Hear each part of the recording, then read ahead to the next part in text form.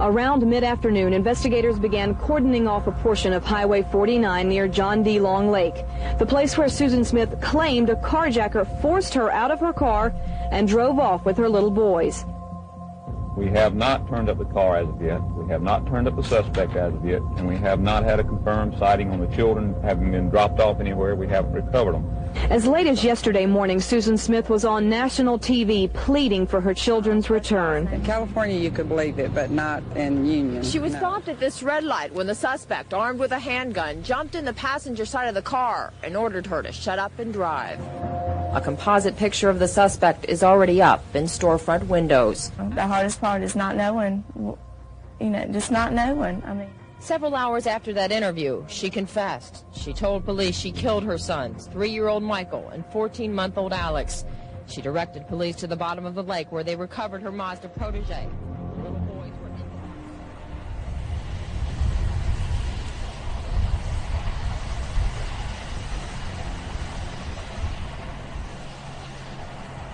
People ask you where you're from, and you say, well, I'm from Union, South Carolina. Are you from where that girl killed her kids?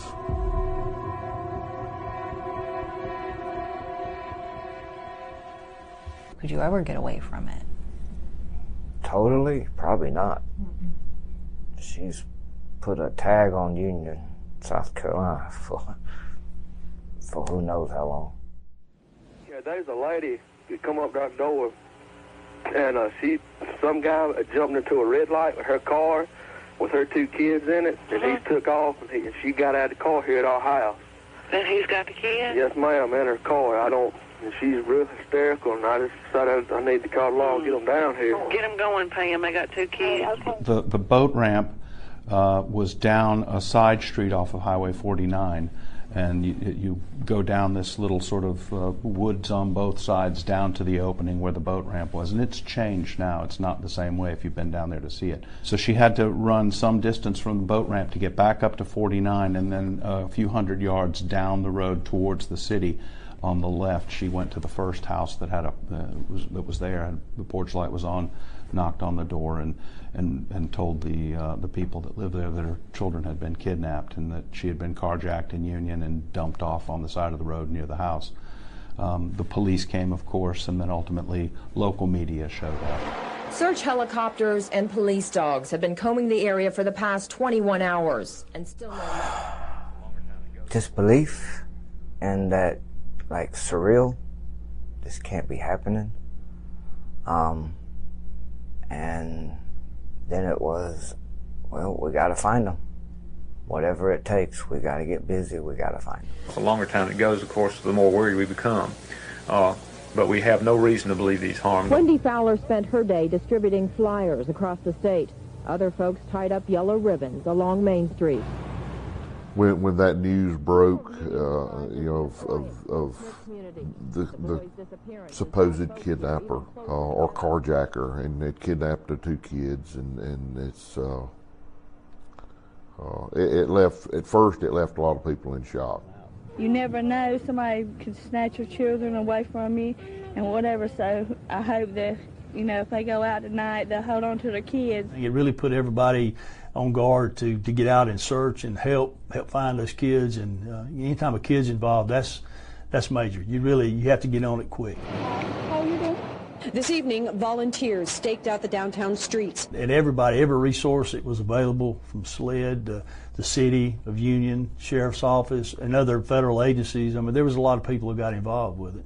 There was a lot of things going on then. People could go in everywhere, all kind of rumors and this and that about where the kids were. So many rumors are going around that possibly those kids have never left the county. Telephone tips are coming into the sheriff's office at a record pace. The sheriff's office, and I think it was the FBI, had set up phone lines. They were monitored 24 hours a day, and everybody was pitching in, answering these calls, and you get some calls that were disturbing, and you get calls that were, that we would check out, that were leads, but it was, you had to vet these calls to see if he thought it was legitimate or if it was somebody just making no sense whatsoever. But we had to prioritize the time we had defined as kids. The suspect is described as a black man in his late 20s. Allegedly carjacked. What really struck me when they said that she said a black man had taken her kids, and next thing you know, police were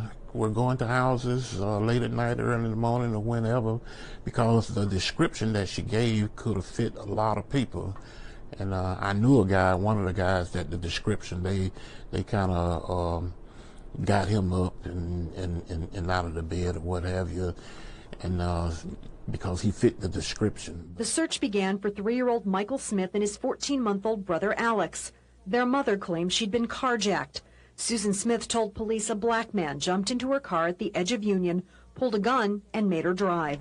And of course, she had we had a sketch artist from SLED that drew her description, and it was just about as generic, African American as it could be, which again is terrifying. So, I mean, basically any African American of a medium build with a toboggan would have fit. The original artists, the police sketch artists' original drawing of the black man in the toboggan that she said carjacked her.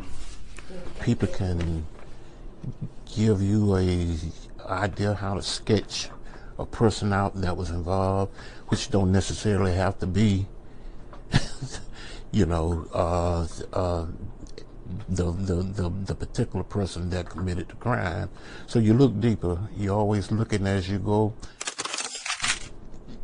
You start seeing faces then. That looked like that guy. That looked like that guy. But, good law enforcement work settled all that.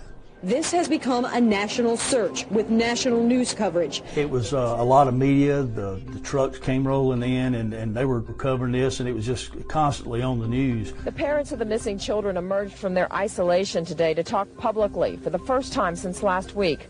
The mother, Susan Smith, made an emotional plea to the alleged kidnapper. Pray every day that you're taking care of them, and know that we will do anything we will to help you to get them home back to us. I just can't express it enough. The father, David Smith, made a plea to the public. The American public continue to pray for Michael and Alex that they all return home safely. And it was such a big case. I mean, it really was, and especially when you have 2 young kids like that are missing. We wanted to find them, and we wanted all the help we could. WSPA did an interview with them, the first interview we had, and we had the raw footage from them. And they had called David Smith. He's now there. The reporter, much like you talking to me, says, okay, here's what we're going to do. We're going to basically, they'll turn up the lights in the camera, and we'll have you tell us chronologically what happened. So, baby, I gotta go, but you're gonna be okay. And I told him I loved him. We got the raw footage, so we could sort of see what was going on before she started talking, before the cameras were rolling officially, but the cameras were recording, and they showed her standing there next to an absolutely shell-shocked David Smith, who was just, mind is obviously reeling, trying to come to grips with what's happened to his children. And she looks at David and almost giggles like, we're going to be on TV. They had the mounted lights on top of the camera. When those came on and illuminated her face, you could almost see this look of sort of like giggly sort of excitement, like, I'm on TV. And it was just such a stark contrast to the look on David's face. And of course, poor David looks just like what you would expect. The deer in the headlights, somebody's just taken my children thing. His expression never changed. I'm sure he would rather have just been home with his boys rather than standing in this living room about to give an interview. That whole series of, whatever, I lose track now, 9-10 days, whatever it was with the media, was an adventure for Susan, and she enjoyed the spotlight. Actually, our office was in the basement of the courthouse, and that's where they brought them in one day, and that's what I remember as a young probation agent at that time. They used my office and our agent in charge's office to separate them, just to talk to them, and that was kind of a day that I remember. Very, very familiar with that day, because I just, some of the body language and stuff I noticed, I was thinking, something's wrong here. I was a reserve police officer with the City of Union, and started seeing discrepancies or started thinking something just ain't quite right. When they were coming in the courthouse, I remember noticing that David was visibly upset. I mean, he was just out of control, crying, everything, and she had no emotions. She had no emotions walking in, and I was thinking to myself, if you had two kids that had just been you'd been carjacked and they're missing, a mother's going to be upset. Divers began searching John D. Long Lake. Instinctively, I asked the sheriff this question. Do you consider her a suspect at all? Is there anything that leads you to believe that she might not be telling? We don't rule out anything at this time. Did authorities ever say to you that they doubted this story Susan was giving? No, they never told me that. I was hearing rumors of that, but they never told me that at all, that they didn't believe her. And it was frustrating too during that time because I was, I believed her 100%.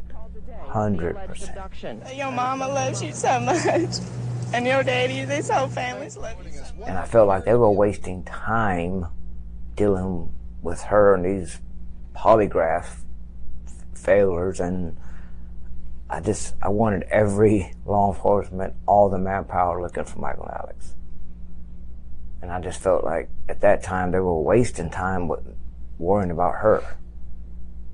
That's more officers that could have, be out there looking, more boots on the ground. What do you remember about Susan during those 9 days where you were looking?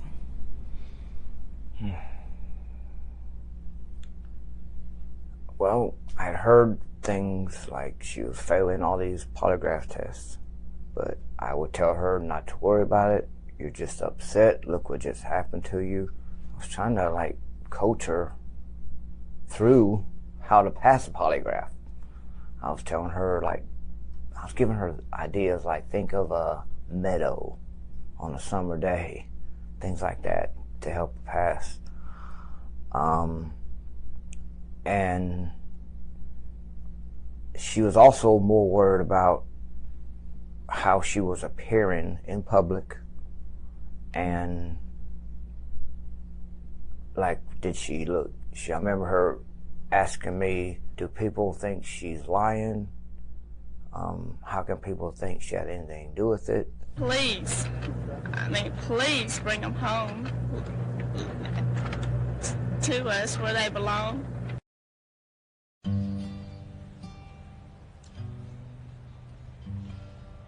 I'm in love with Susan Smith. I've been from the start. I'm in love with Susan Smith, and I'll take care of her.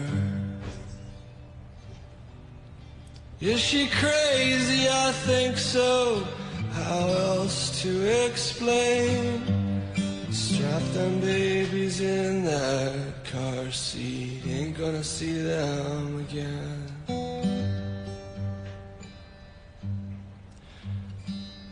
Piece of film, all innocence, crawling, smiling permanence. She makes up some BS story on CBS and all the rest. She sounds so phony, I can hear tears inside, hurting, haunting. Who she was then, I don't know, but I find myself wanting her.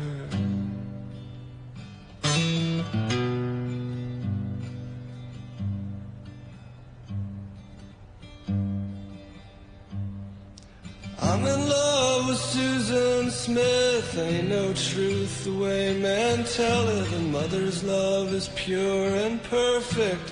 What's the verdict? I can smell it.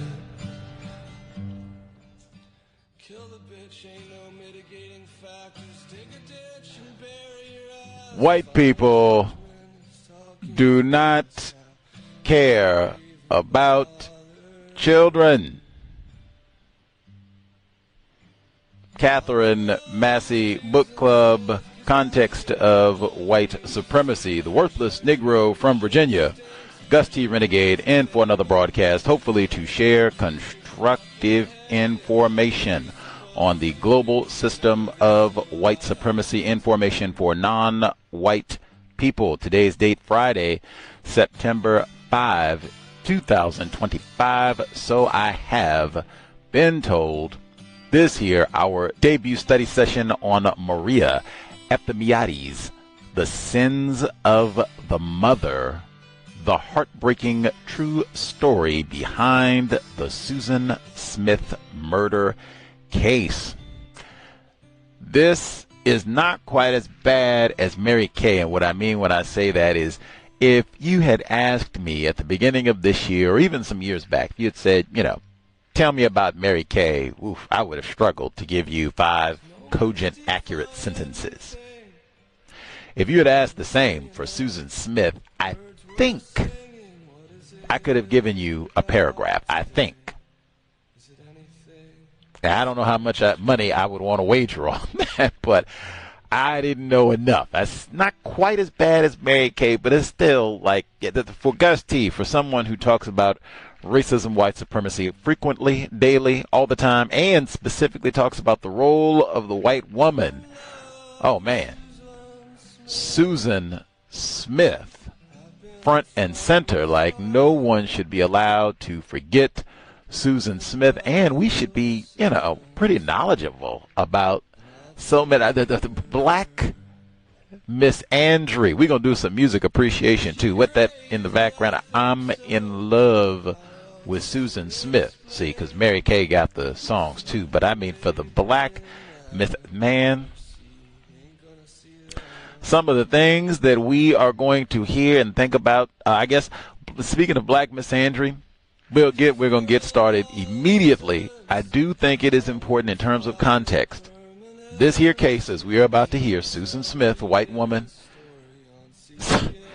Susan Smith, white woman. Woo! This case happened in October of 1994. It is massively important to keep in mind. This case is happening simultaneously and began, 3 months after the arrest of Orenthal James Simpson for the murder of Nicole Brown Simpson and Ronald Goldman in June of that same year. So you just move forward a few months from this and bing, Susan Smith in South Carolina. But I mean, so that's all day, for days, for weeks, for months. O.J. Simpson, Susan Smith. Sometimes they'll have articles about both of these cases at the same time. These cases are going through court at the same time, and but that is massively important. I don't know if that'll be discussed in the book, but man, for counter-racist purposes, and the fact, wow, just wow. We could have read this book a lot of different ways, a lot of different places where we could have read this book. Time is right and exact. We are reading it right now. Keep in mind as well for the book club, so it'll be Mary Kay, Alice Sebold, Sue Klebold, Susan Smith. What does it mean to be white? White women do it better, for sure. We will get to it. Context of white supremacy. Again, Maria Eftimiades, the sins of the mother. Katherine Massey Book Club, audio segment 1. Moments define everything. Early enough, birds were singing. What is it about today? Is it anything especially?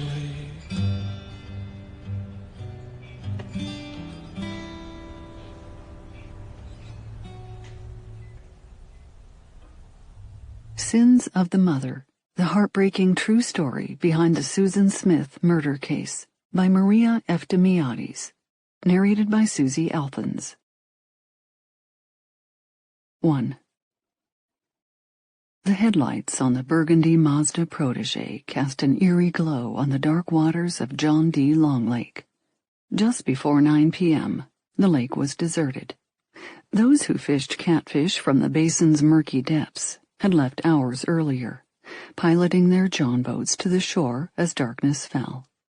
Now, the only noise was the hum of the Mazda as it paused atop a 75-foot-long boat ramp. Moments later, the gravel beneath the Mazda's wheels would crunch as the car slowly began its descent. It was October 25th, 1994, a mild night in Union, South Carolina. In the summer months, the lake was a popular gathering place for the townspeople. Just after daybreak, and right before dusk, its banks were dotted with fitness walkers marching along the side of the woods near the lake, nodding and calling out greetings to each other. During the afternoons, teenagers and couples, and most of all, families with young children, covered its shores. But as temperatures dropped and the bland fall breezes turned chilly, the crowds began to thin. Even when the sun shone brightly, there was school and homework, so many more commitments as winter approached. And so the steady tide of cars continued along Highway 49, connecting Union and Lockhart, with fewer and fewer making the turn and passing the green sign that welcomed guests to John D. Long Lake. Most evenings, once darkness enveloped the lake, there would be no visitors at all, no sounds again until daybreak. Yet that night, in Union, South Carolina, at John D. Long Lake, a visitor named Susan Smith fractured the quiet. It was about 8:45 p.m., and Susan sat motionless in the Mazda, her hands clutching the steering wheel. She could hear the rhythmic breathing of her two children asleep in the back seat, their energy finally drained. Michael's 3rd birthday had been just 2 weeks earlier, and Alex, 14 months, had recently taken his first steps alone. How they laughed and tumbled through each day, learning and exploring together. But now, there was only sleep, the deep, tranquil kind a parent expects in a warm, moving car at night. Indeed, it had taken only a few minutes after Susan buckled them into their car seats before they had both settled down and drifted off. Susan Smith, 23, shifted the Mazda into neutral, and the car slowly began to roll down the ramp. She stepped on the brake. Then she pulled the emergency brake up with a swift tug. She stepped outside and stood on the banks of the John D. Long Lake.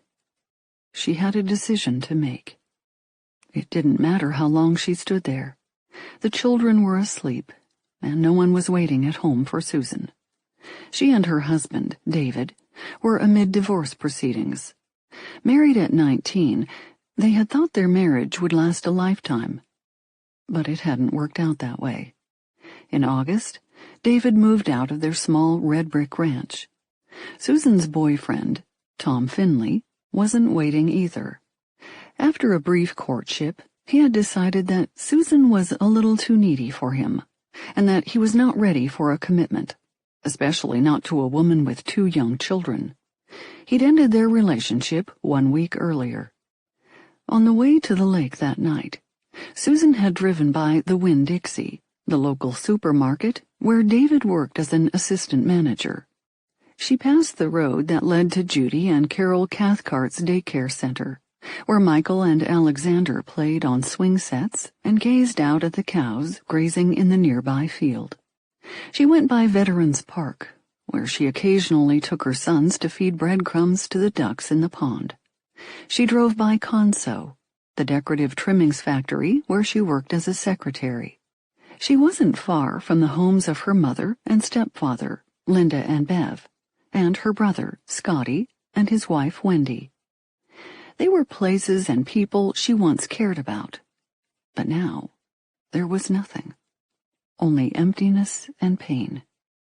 The losses in her life had finally numbered too many. She'd felt the sting of rejection from too many men. The responsibilities of motherhood overwhelmed her. She wondered if death would relieve the ache inside her. Susan Smith looked out at the blackness of the lake, and it was a blackness that consumed her. She wanted relief, a respite from the misery, the loneliness. She would take them with her, those sweet little ones in the back seat. They would suffer less with her, she believed, than left on their own in a compassionless world without her. But something inside her prevented Susan from surrendering herself to the blackness. Standing at the lake that night, she discovered she didn't want to die. All she wanted was to break from the heavy burden she felt so overwhelmed her. For a moment, nothing else mattered, not even the love Susan had for her children. In that instant, Susan Lee Vaughn Smith, whom everyone would later recall as a pretty, intelligent, popular, church-going young lady, made the decision that would catapult her into a worldwide spotlight, an odious decision that she would relive again and again. All the innocence of childhood ended in a moment. Susan reached inside the car and somehow resisted the soft, guileless faces of her little boys. She alone knows if she said goodbye. What she did next is what will never be forgotten or understood. Susan Smith pressed the head of the Mazda's emergency brake and gently lowered the handle down.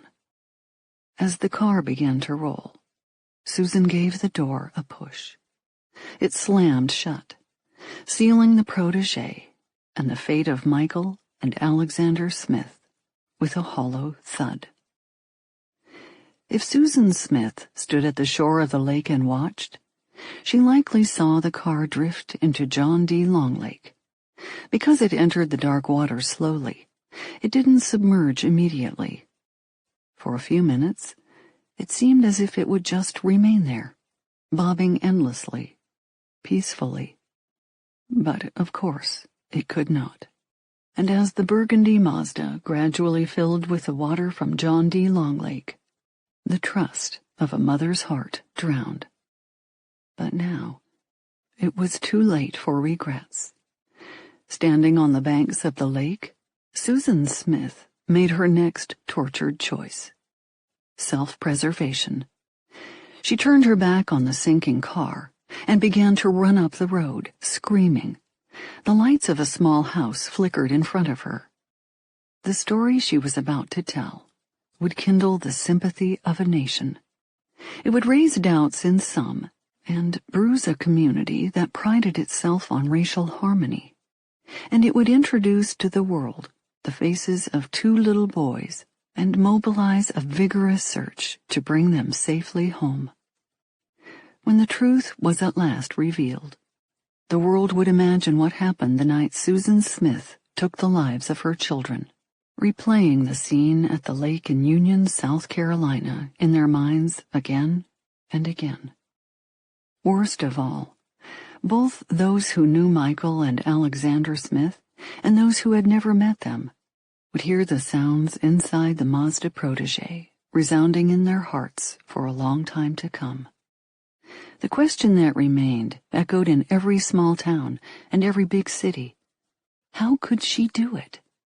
And nowhere was that question pondered more vigorously than in Union, South Carolina, a city that loved Susan Smith and the two little boys she bore.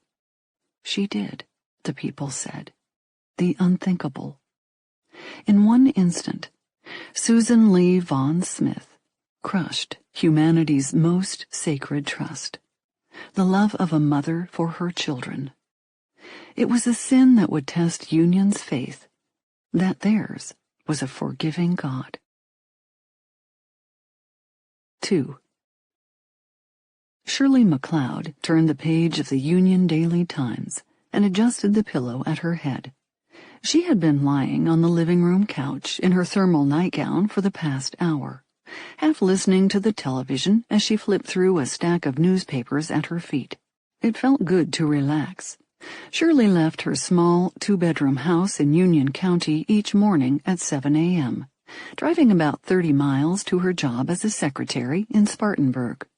She liked her work, but at times the commute was grueling. Shirley glanced at the domed brass clock that sat atop the dark wood stand. It was a few minutes past 9. Her husband, Rick, lay on an adjoining sofa, engrossed in a sitcom. Their only child, Rick Jr., 23, was in his bedroom, also watching television. Well, if I'm going to watch a movie, I need to see what's on, Shirley thought. She was just about to commandeer the remote control from Rick when she heard a loud disturbance on the porch. She sat up abruptly. It was a moaning, almost a wailing sound. Shirley wasn't sure what it was. She caught her husband's eye. The banging on the front door took them both by surprise. In the 4 years they'd lived there, the McLeods always used the side entrance. The Union Daily Times dropped to the floor as Shirley McLeod rushed to the door, her husband right behind her. She quickly unfastened the lock, made sure the chain was securely in place, and opened the door a crack. In the haze of the porch light stood Susan Smith, hysterically sobbing. Shirley immediately unfastened the chain and pulled open the door, the screen door still locked. "Please help me! Please help me!" Susan wailed. Shirley peered past Susan to the far end of the porch, her mind racing. Could this be a ruse? Was this woman a decoy for a robber? "Please help me," Susan sobbed. "He's got my kids, and he's got my car." The terror in Susan's voice left no room for doubt. Shirley McLeod hastily unlocked the screen door and reached toward Susan. She wrapped her arms around the young girl's shoulders and pulled her into the house, practically carrying her across the living room.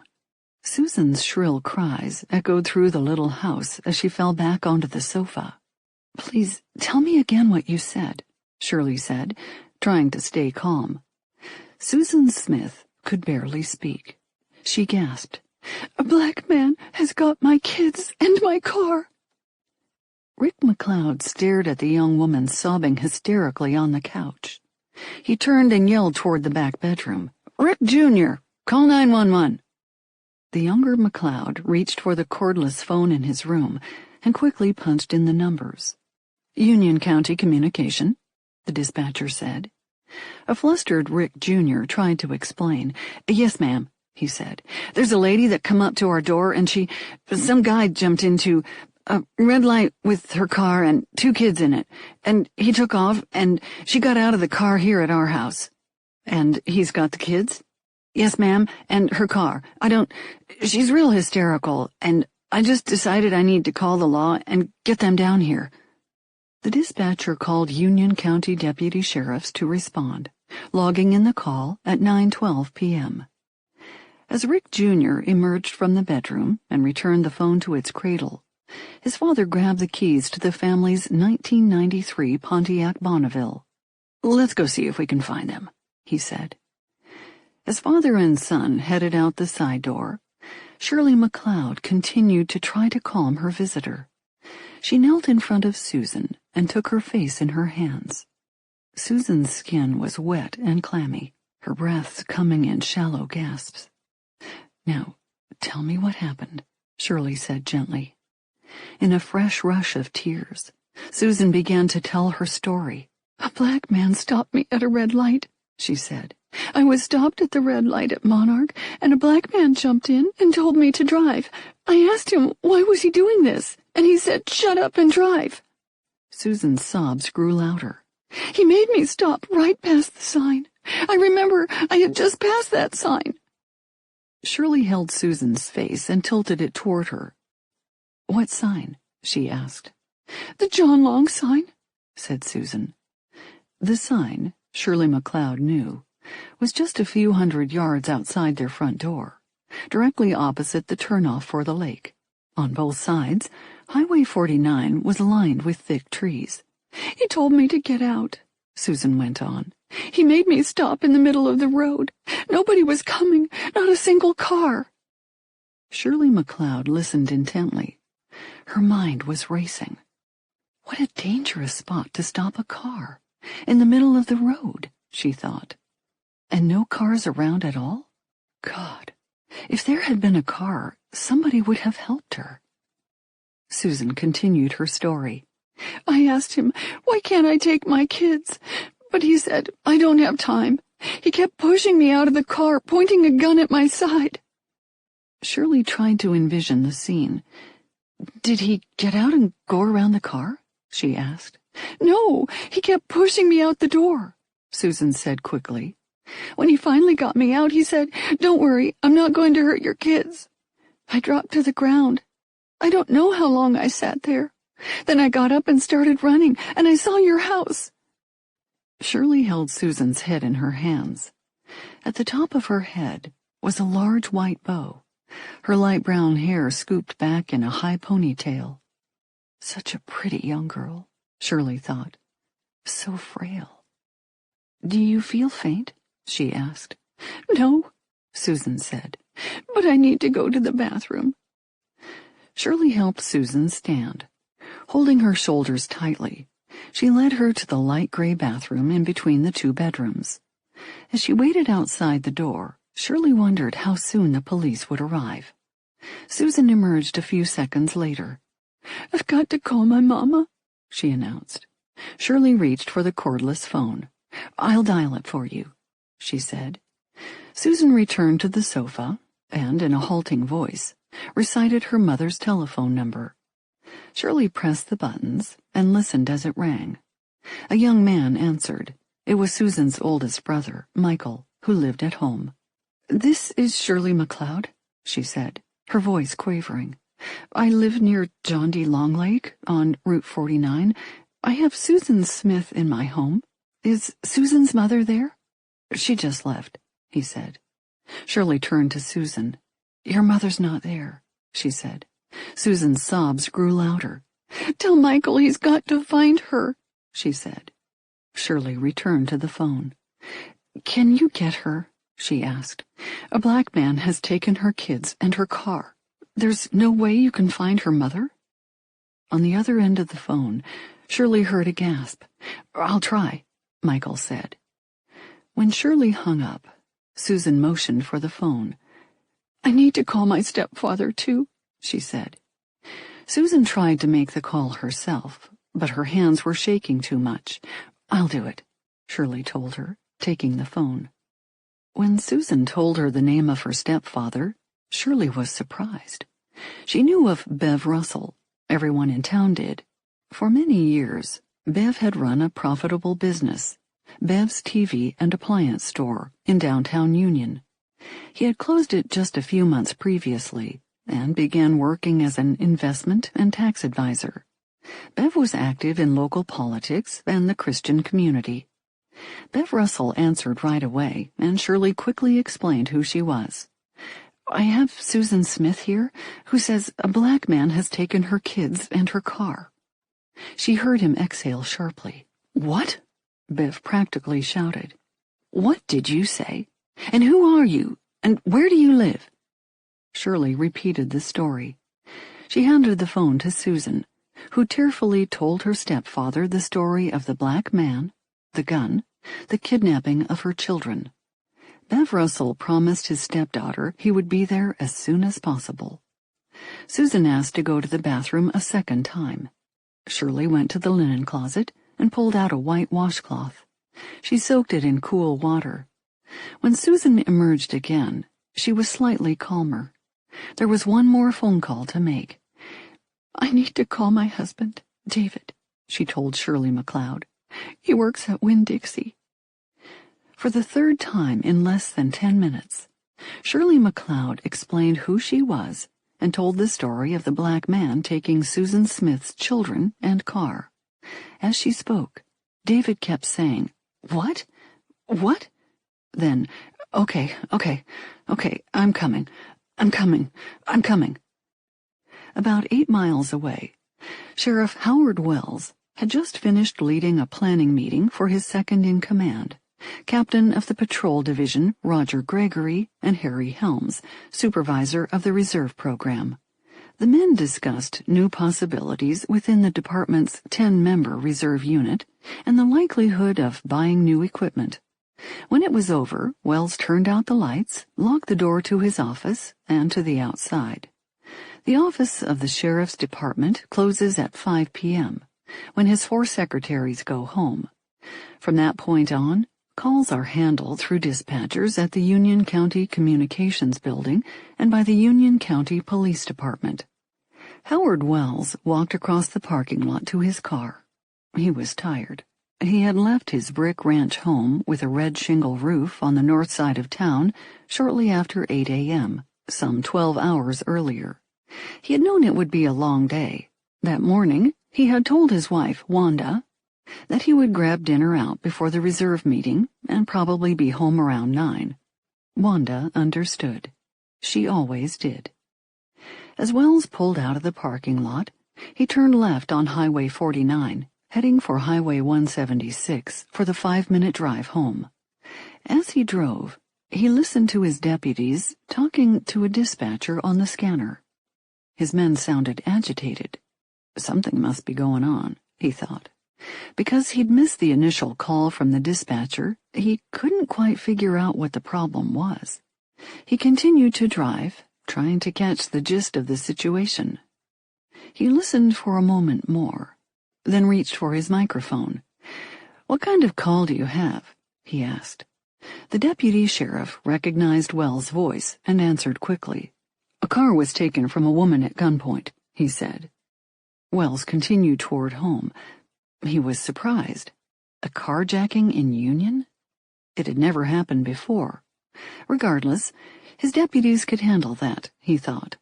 Wells had been elected Union County Sheriff almost 2 years before, taking on a staff of 25 full-time deputies, 10 unpaid reserve deputies, and 4 office clerks. He had trained his staff well and had a lot of faith in them. Wells was just nearing the turn onto Highway 176 when he heard the deputy speaking to the dispatcher. "Advise, did you say children were involved?" "Yes, children were in the car." Sheriff Wells hit the brake, and the car stopped with a jolt. He grabbed the microphone. "I'll stop at the home," he told the deputies on the frequency, his voice strong. "Start systematic patrol of the area. I'll relay the information as fast as I get it." By 9:15 p.m., dozens of deputy sheriffs, city police, and family and friends of Susan Smith were speeding up Highway 49, en route to Shirley and Rick McLeod's little house just opposite the road leading to John D. Longlake. At the same time, Rick McLeod and his son were maneuvering their Bonneville around the lake itself. While Shirley McLeod had stayed behind to try and comfort Susan until the police and her family arrived, the men had decided to begin their own search for the missing children. They had driven straight to the lake in the hopes that Susan's carjacker might have decided that the deserted shores would be an easy place to abandon the children and make a clean getaway with the Mazda. "Maybe the guy let them out down there," Rick had told his son. "I hope we find the kids." It took only a few seconds for the men to reach the dead end. The headlights of the Bonneville shone down the boat launch at the still and silent lake. Rick McLeod and his son gazed into the dark waters at the same spot Susan Smith had sat in her Mazda protege, her little boys strapped securely in the back seat, less than 20 minutes earlier. The faint signs of tire tracks were embedded in the gravel leading to the water, but it was too dark to see them. Besides, who would believe it possible? Indeed, there was nothing to see from the banks of the lake, and no sounds at all. By now, the Mazda had drifted out 100 feet, overturned, and settled into a depression amidst the algae bloom and silt 18 feet below. The McLeod men looked for just a moment more, and then turned and drove back home. The children, they believed, were not there. There were no answers, the men thought sadly, at the lake that night. 3. When Rick and his son returned from the lake, they settled down on a porch swing on the side deck to wait for the police. By then, Susan Smith had calmed down slightly. She told Shirley McLeod where she lived, and that she and David had separated several months before and were getting a divorce. Just before the police arrived, Susan asked Shirley McLeod if she had any children. "Yes, I've got that big boy out there on the deck," Shirley said. motioning to Rick Jr. Susan nodded. She glanced at an 8x10 framed photograph on the table of a pretty, dark-haired girl. "That's my son's girlfriend," Shirley said. Susan then asked if the McLeods were related to a McLeod she knew.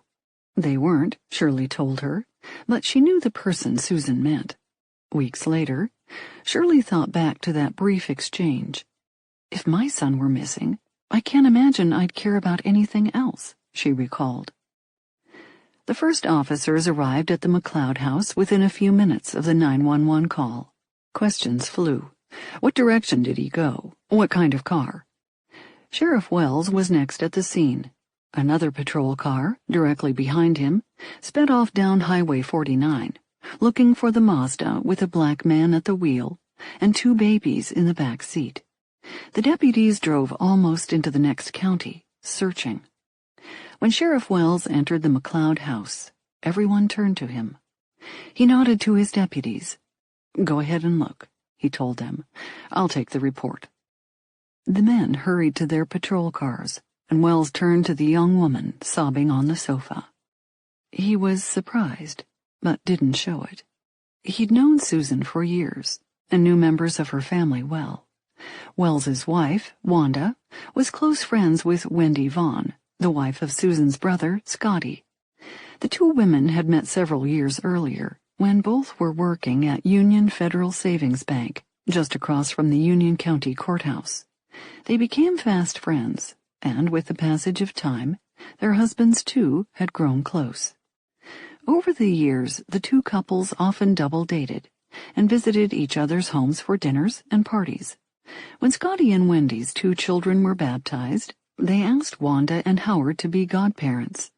At Vaughn family functions, the Wellses had seen Susan and her 2 little boys, and when Susan and David bought their small ranch house on Tony Road, they lived just across the city's new 4-lane highway from the Wells, about 3 blocks north. Susan Smith looked very different now, her hair askew, her face white and streaked with tears. Her hands shook uncontrollably. Sheriff Wells knelt before her. "I'm going to have to start getting some details, Susan," he said gently. "You need to tell me what happened." By now, Wells had already heard the story from the dispatchers and from the McLeods. None of that mattered. He wanted to hear it from Susan. Susan began to talk, telling her tale once more. As the story unfolded, Wells asked questions and jotted down her answers. He continuously relayed bits of information over the radio to his deputies on the road. As time passed, Wells began to realize that this situation was not going to clear up quickly. He called for assistance from the Highway Patrol and asked a dispatcher to patch him through with Chief Robert Stewart, the head of South Carolina Law Enforcement Division, known as SLED. As unusual as the carjacking report was for Union County, Sheriff Howard Wells had no reason to doubt Susan Smith's story. Wells was a seasoned lawman. The first step in any police investigation, he knew, was simply to gather all the available information and follow whatever leads presented themselves. Any detail might be the one that would solve the case and bring those little boys home. Only later, with more time to examine all the available evidence and rule things out by fact, could he question the information he'd been given. It was a cardinal rule of law enforcement, and Wells respected it. Shortly after Sheriff Wells arrived, members of Susan's family began to show up. Her mother, Linda, and stepfather, Bev, their faces drawn with worry, rushed in to hug her. When David arrived, he gathered his estranged wife in his arms, practically carrying her. Shirley McLeod couldn't help but notice as she watched the young couple trying to comfort each other. They looked so loving, so close. Susan's brother Scotty and his wife Wendy arrived, as well as Susan's best friend, Donna Garner, and her parents. At one point, Susan's mother, Linda, slipped out the front door and stood silently on the porch, alone.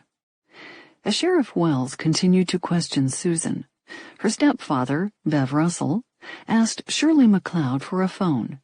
She handed him the cordless, and he called the Reverend Mark Long, the pastor of Buffalo United Methodist Church, just 3 miles west of Union. Reverend Long was new to Union County. He had come from a church in Lancaster, South Carolina, in June, but in his 4 months in Buffalo had clearly impressed his 360-member congregation, including Bev Russell. Bev was one of the church's most active members. He attended services faithfully every Sunday and even sang in the church choir. That night at the McLeods, Bev Russell told the minister of the bizarre story concerning his stepdaughter and her missing children. Shirley McLeod felt a wave of sadness as she overheard Bev quietly ask his pastor for help. "Please start the prayers," Bev said. Reverend Long promised he would. Throughout the city of Union, news of the carjacking and the missing boys spread like a brush fire. The Union Daily Times photographer, Tim Kimsey, heard deputies discussing the search on the police scanner as they explored little-known country roads off Highway 49. Kimsey, on staff at the newspaper for more than a year, didn't bother to call his editor. He just grabbed his camera and went directly to the McLeod home. A carjacking in Union, 2 missing babies, a hysterical young mother. This story, he knew, would be on page 1 in the next day's edition. Over on Tony Road, Susan's neighbor, Dot Frost, was getting the news too. Dot, 63, also had a police scanner on in her bedroom. But unlike Kimsey, for Dot, listening to the scanner was a hobby. She liked to know what was going on around town. That night, when Dot caught the agitated voices of the deputies, she perched on the edge of her bed and tried to figure out what was going on. In a few minutes, she put together the story. She called out to her son, Scott, 23, who was watching television in the living room. "I hear there was a carjacking at Monarch at the red light," she said. "I don't see how. Every time you go there, the cars are coming 2 different ways. It doesn't stay red for more than a second." Dot Frost walked into the living room and glanced out the small window on top of the front door. It was late now, past 10 p.m. Across the street, Susan Smith's small house was dark, her burgundy Mazda protege not in the driveway. How odd, Dot thought. She's got those 2 babies to bring in the house. She always leaves the outside light on when she's going to be late. Dot turned to her son. "Susan's light's not on," she said. "Maybe she spent the night somewhere?" Scott just shrugged. He had known Susan for years. They'd been in the same graduating class at Union High School and had worked side by side as cashiers at Winn-Dixie, the local supermarket. Even now, they both worked for the same company, Conso, a decorative trimmings factory, just a mile up Highway 176. Still, Scott Frost knew her only to say hello, and that was about it. Dot couldn't stop wondering why Susan wasn't home. She knew quite a bit about her neighbors. It was easy to tell when Susan and David were having trouble. More than once, Dot peered through the curtains of her living room window as David packed and moved out. She'd seen his bedroom set moved in and out twice by now. But this seemed unusual. Susan always left the house around 8 a.m., strapping her little boys into their car seats and driving to the babysitter. In the evening, the Mazda pulled into the driveway around 5:30. Dot always smiled when she'd see them return home. Susan would unstrap the boys and lift them out of the car. She'd carry little Alex and hand Michael the diaper bag. It was sweet to watch them trudge into the house, Michael dragging the diaper bag on the ground behind him. 2 blocks up Tony Road, on the other side of Highway 176, Sheriff Howard Wells's wife, Wanda, first heard the news on the police scanner she always left on in the kitchen. She had been watching television in the living room, waiting patiently for her husband. As long as she'd known him, he'd been in law enforcement, and long days and phone calls in the middle of the night were routine. Suddenly, she heard a brisk exchange on the scanner. She heard her husband's voice. And then, 100, his call number. Wanda Wells grabbed the remote control and lowered the volume on the television. She couldn't quite make out what had happened. Something about a car. Something about the Monarch red light. Then she heard her husband say he was responding to the call. Wanda sat at the kitchen table and tried to figure out who the deputies were talking about. Carjacking and kidnappings just didn't happen in Union, she thought. She realized she probably wouldn't see her husband until morning. Little did she know that for the next 9 days, she would see him more at televised press conferences than at home. Wanda met Howard Wells in 1975, when he was a 24-year-old Union City cop, and she, a 20-year-old bank employee, 1 year out of Union High School. They had both grown up in Union, but their paths had never crossed. At the time, Wanda was engaged, but her brother, William Jolly, a Union County deputy sheriff, didn't like the young man. Jolly shrewdly arranged for his little sister to meet his friend, Howard Wells. A short time later, much to Jolly's delight, Wanda broke her engagement. She and Howard Wells began dating in February 1976 and were engaged 4 months later. They married in May 1977. The following June, Howard Wells left the city police and joined the sheriff's department as a deputy. For 4 years, he worked side by side with Jolly. Then, in the fall of 1980, William Jolly ran for sheriff of Union County and won. In February 1980, a month after Jolly began serving his term, Howard Wells quit the department, concerned that it would appear to be a conflict of interest for him to work for his brother-in-law. Wells took a position as a conservation officer with the South Carolina Department of Natural Resources, and for the next 12 years, he helped enforce game, fishing, and boating laws for the state. State conservation officers also assist all other law enforcement agencies because of their access to four-wheel drive trucks and various watercrafts. They are used in special detail work to provide protection for visiting dignitaries and for weather and other related disasters. In 1992, William Jolly announced that he would not run for another term, having already served 3 4-year terms. Howard Wells then ran for sheriff and won.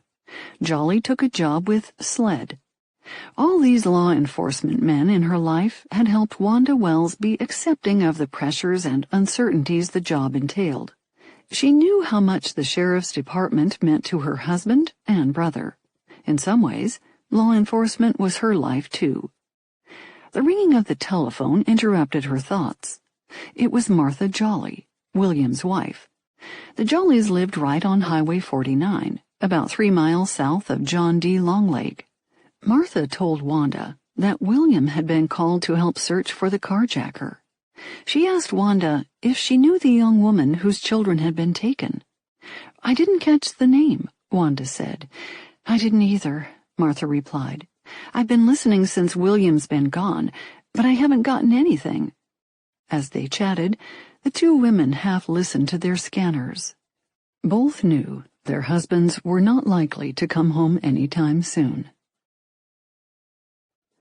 At Shirley and Rick McLeod's home, some 40 family members and friends of Susan and David Smith gathered to try and comfort the young couple.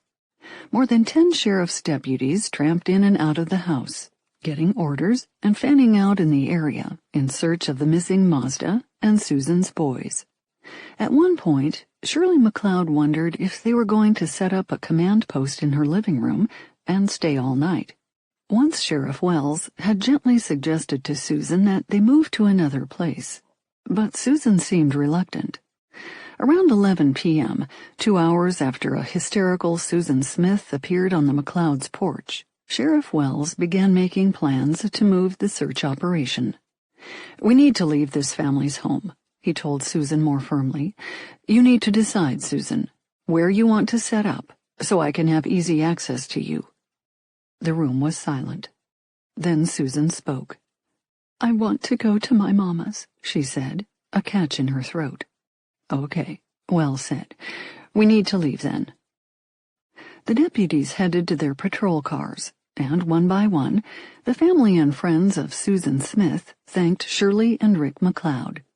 When Susan reached the door, Shirley hugged her tightly. "I'm so sorry," Shirley whispered. "Thank you," Susan whispered back. "Thank you so much." When the last person had left, Shirley, Rick, and Rick Jr. stood in the living room and looked at each other. The house, which had been bustling with activity all evening, was suddenly quiet. Shirley thought about how she had managed to stay in control of her emotions for 2 hours. Not long after the door closed and the last car pulled out of the driveway, she broke down and cried. As the deputies continued the search for the car, the family headed to the home of Susan's mother and stepfather. It was a sprawling ranch house on Heathwood Road in the affluent Mount Vernon Estates section of Union. Not long after they arrived, Tim Kimsey knocked at the door. He explained that he was a photographer for the Union newspaper and that he wanted to run a picture of the missing children in the next day's edition. Kimsey had already been down to John D. Long Lake, shooting pictures of the deputies searching the woods. At the Russell home, Linda and Bev welcomed him enthusiastically, leading him into the den. They introduced him to Susan and David, and gave him a 4x6 print of the 2 boys, of Michael sitting in a white wicker chair and little Alex on his lap. Both were smiling. Kimsey carefully clicked off several shots of the photograph. Then he asked to photograph Susan and David. "Should I take my glasses off?" Susan asked. Kimsey tried not to look surprised. He couldn't imagine how a mother who'd just lost her 2 children could care about her appearance. "Whatever feels comfortable for you," he managed to say. Susan pulled off her glasses and settled back on the sofa next to David. Kimsey asked the young couple to hold up a picture of their sons, and for the next 30 minutes, he shot a roll of film of the distraught pair. It was after midnight when he left. He thought how fortunate it was that the Union paper was published in the afternoons. There was plenty of time to make the noon deadline. Once Susan and David were settled in at the Russell home, Sheriff Wells headed back to his office, and the enormous task of planning investigation strategies began. He needed to get a better description of the suspect from Susan and arrange for a police artist to sketch a composite drawing. He had to coordinate with SLED and call in divers to check John D. Long Lake. Back on Tony Road, his wife, Wanda, was waiting anxiously for more information about the case. Martha Jolly called once more around midnight. "Have you heard anything more?" she asked. "No, I'm still listening," Wanda told her. Martha had news. She'd gotten a phone call from a friend who had heard the name of the victim. "I heard it was Susan Smith," Martha said. Susan Smith, Susan Smith, Susan Smith, Wanda said, thinking aloud. "That name sounds so familiar. I should know her. I know I should know her." After she hung up, Wanda listened on and off to the scanner, napping on the couch. Finally, at 2 a.m., she turned it off and went to bed. She was an assistant vice president at Union Federal Savings Bank and had to be in early the next morning. Wanda Wells slept fitfully. She wondered about her husband, when he would come home. She couldn't stop thinking about the missing children. Neither could Shirley McLeod. She lay awake next to her husband, unable to sleep at all. Images of Susan Smith, hysterical on her front porch, kept flashing through her mind. All night, Shirley heard the whirling sounds of the SLED helicopter flying above her house and over the woods surrounding John D. Long Lake. "Where are those babies?" she kept thinking. "Where are they?" Susan Smith. That woman that drove them 2 kids in the lake and killed her own 2 kids in the Carolinas over some man, they needs to take this fat heifer and drown her stinking ass.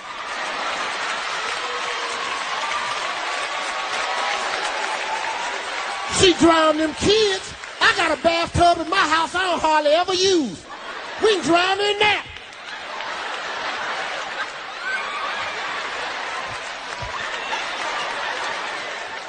Killed them kids like that. But once again, if you'd have been looking at her reaction, you would have knew like I knew from the first interview, something is awry.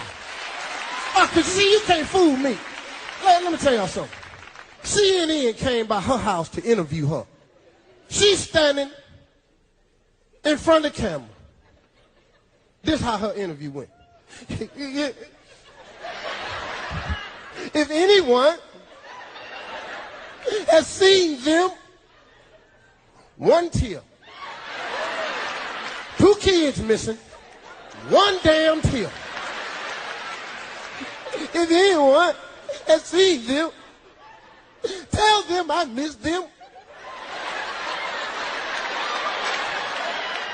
I told my boy, I said, that heifer lying. That ain't how you act when your kids is missing. It's a whole lot of black women sitting in here. Let your kids be missing. Oh, Lord.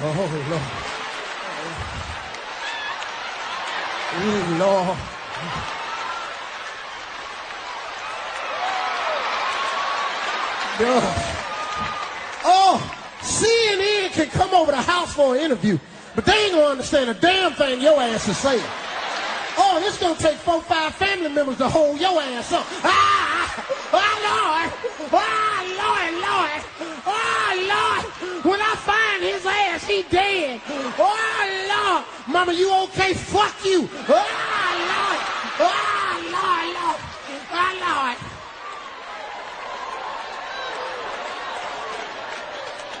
That's how you act when your kids is missing. Second thing that gave it away that something was wrong here.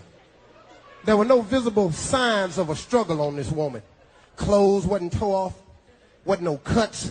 She wasn't bleeding nowhere, nothing. You can't take a real mother's kids and she not have no evidence. Oh, he might have drove off with one of your kids, but you'd have had some evidence. Oh, you'd have had a bumper or something in your hand.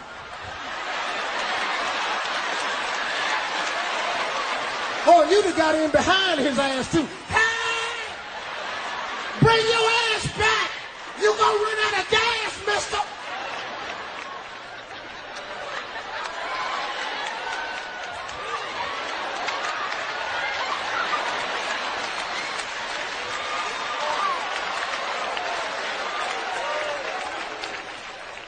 Third thing gave it away. Y'all stay with me on this one. She said, a black man carjacked her car and drove away with 2 white kids in the back seat.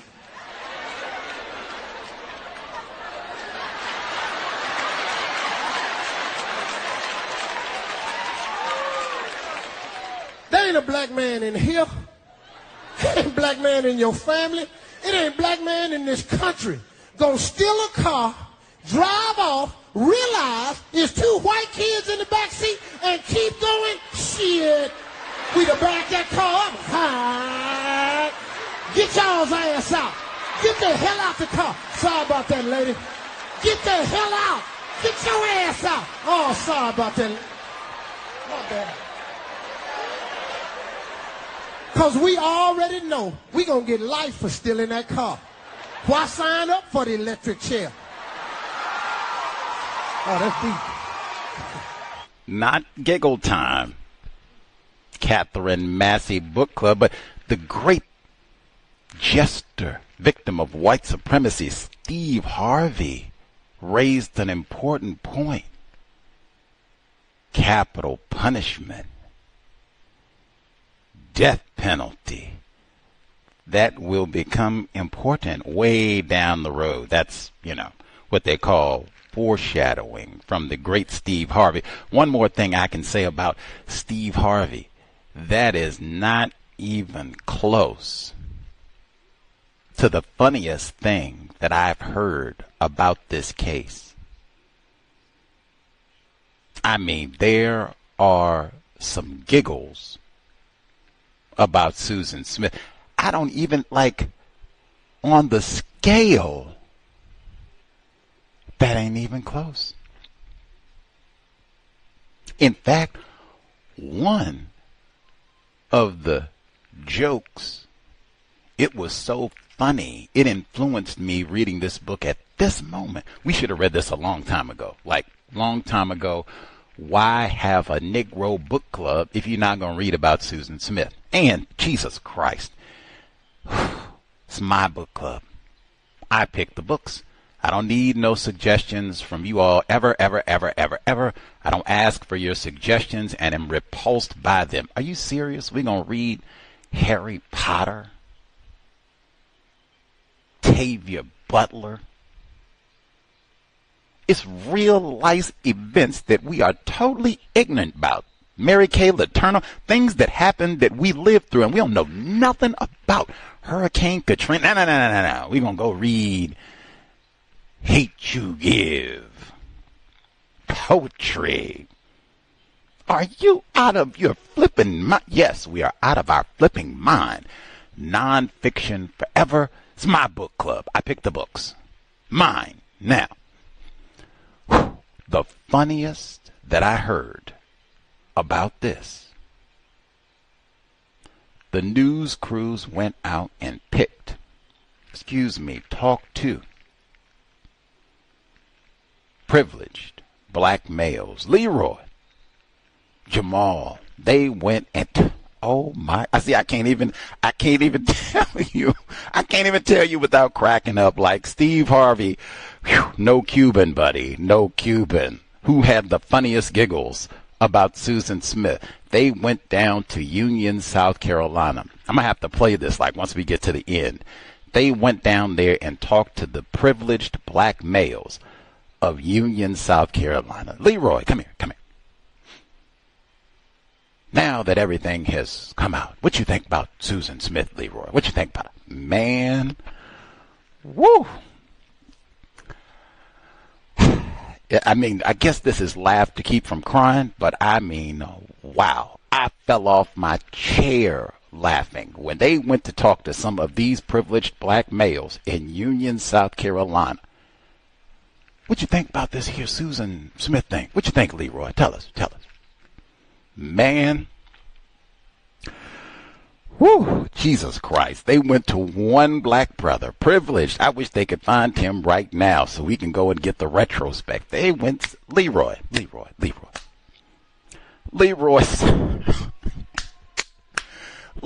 said, he had to take a deep breath. He said, whoo, jeez.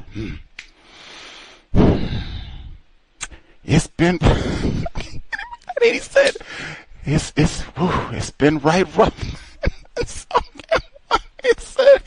He said Leroy had to walk real soft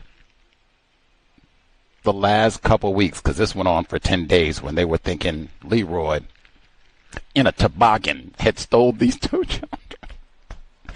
Leroy said, I had to walk real soft the last 10 days. Now, even that, what do you mean? What does that mean, Black? What do you mean I had to walk real soft? Now, thankfully, Leroy kept talking. Leroy said, I had to walk real soft. Leroy couldn't go fishing. They found the children in the lake. Nope. Leroy can't do no fishing. He said, this is all one black dude. He said, can't do that. He said, Leroy, we're going to go out go do a little hunting. Ooh, can't do that. Ooh, he said, what I look like being out in the woods in the midst of, you got what?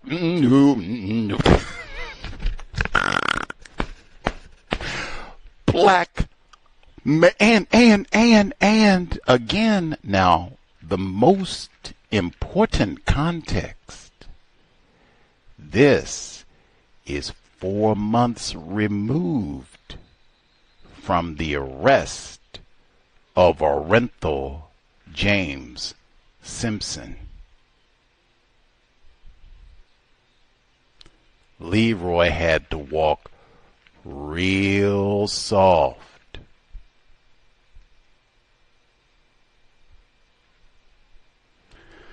Katherine Massey Book Club. Whew, Jesus Christ. I'm going to have to play that whole interview so you can see if I did justice. The number 720-716-7300. The code 564-943 pound. Press star 61 if you would like to participate. They should teach this in South Carolina. This should be in public school. This be another one. I say you shouldn't be able to graduate public school, certainly not in King County, and not know who Mary Kay is. Maybe you got to read Greg Olson's book. Can't come through South Carolina. Not Union, not Charleston. You got to know who Dylan Roof is. You got to know Susan Smith. Black males got to walk soft. Susan Smith. Jesus. Okay. Number again, 720-716-7300. The code 564-943 pound. Press star 61 if you would like to participate. Folks, do people remember this case? Because I get the impression this is not a case that people cite to, if anything, it shouldn't be the man, Susan Smith, Mary Kay too, but it shouldn't be the man, patriarch. I mean, this is recent. She's still alive. Do people remember this case? Do people hear this case mentioned when they talk about racism? This is another one. I mean, I know about it, but I don't know all the details about, Anywho, let's see. Folks who dialed in, commentary to share, star 61. First folks with a hand up, proceed. Greetings, everyone. Retired firefighter in Florida. Sorry for not being at the last meeting. I was out of town at the time, but I'll pick up on the last report, last reading. I'll pick it up later. The first thing I have down here is it just came to my mind, another lazy, psychotic white woman who doesn't want the responsibility of being a parent and understood she can rid herself of being a parent by accusing the heinous murder on a black person, specifically a black male. It's been used quite a bit in different type of situations. Didn't necessarily have to be murdering of her children, just any harm that a white woman can think of, and she can accuse a black male of, the attention is going to be on that lie as it being true. An age-old alibi, a nigger did it. And it's something that's been going on for centuries, actually, with white women accusing black males of just about everything. I also heard the term pretty again involved with a white woman, and once again I looked up pictures of her, and in my opinion she does not qualify at all. But nevertheless, I just heard that word pretty associated with this person, and the reading had been going pretty far into what was going on, and still law enforcement was not called. I'll speak about that a little bit later. I would figure that I would figure it would be a routine practice that law enforcement would immediately trace the movement of the accuser by she was being on foot and her movements, and she couldn't have went too far away from the water, but I guess that didn't take place. Number 6, her temperament would be another clue that came up in the past reading. A clue to what? A clue to something's wrong with that. It's not synonymous with a grieving mother, just like the comedian was stating. Someone comes up to my door. This is what I think. If someone comes to my door with for help, the first move I would make is to contact law enforcement and nobody else. I don't care what that person says. I'm going to contact law enforcement first to be a witness for one thing.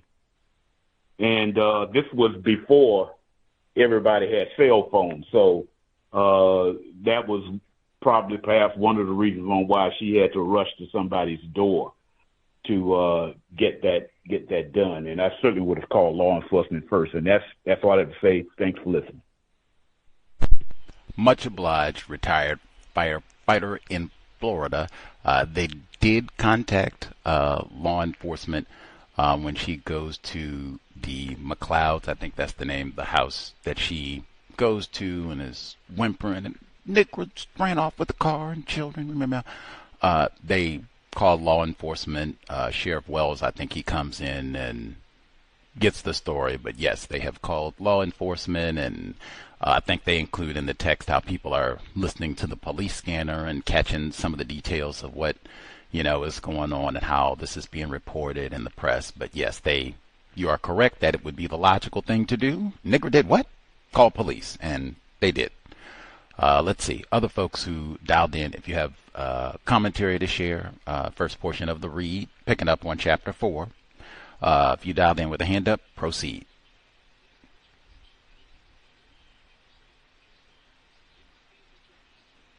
Can I be heard? Lauren? Yes, ma'am. Hello. Evening, everyone. Some of my first thoughts about the text, like right at the beginning, it says Susan's boyfriend, Tom Finlay, wasn't waiting either. After a brief courtship, he had decided that Susan was a little too needy for him and that he was not ready for commitment, especially not to a woman with 2 young children. He'd ended their relationship 1 week earlier. And, so I was wondering, is that why she killed the children? Because she wanted another white man? And it did say the losses in her life had finally numbered too many. She felt the sting of rejection from too many men. The responsibilities of motherhood overwhelmed her. She wondered if death would relieve ache inside her. So rejection from too many men. I can only think of 2. David, the husband, and this Tom Finlay, who didn't want to be with her. And also, she said the children would suffer less with her, she believed, than left on her own in a compassionless world without her. And she said she wanted to die, but then she didn't kill herself. She killed the children. I'm not even sure if that part about wanting to kill herself. I don't even know if that was true or if she just said that afterwards to make people feel sorry for her. And, you know, if she really was overwhelmed with the children, you know, she was having such a hard time, why didn't she just let her husband David have the children for a little while until she was better mentally?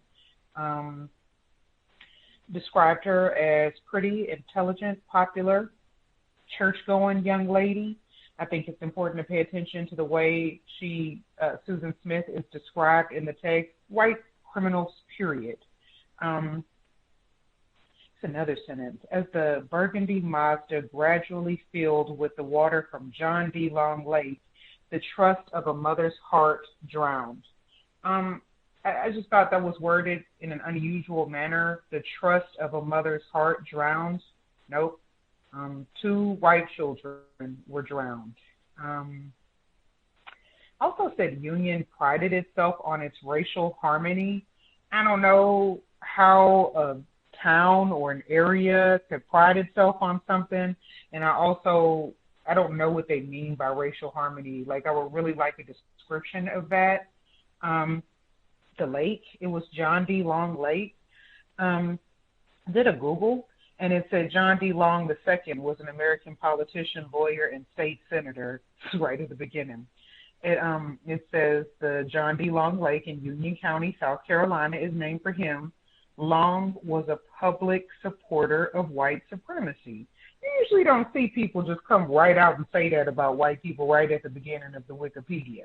But anyway, it said his great-grandfather, John D. Long, was a Confederate soldier and father of James Gideon Long, who also served in the Confederate Army and later organized the Ku Klux Klan in Union County and was a sheriff for 20 years.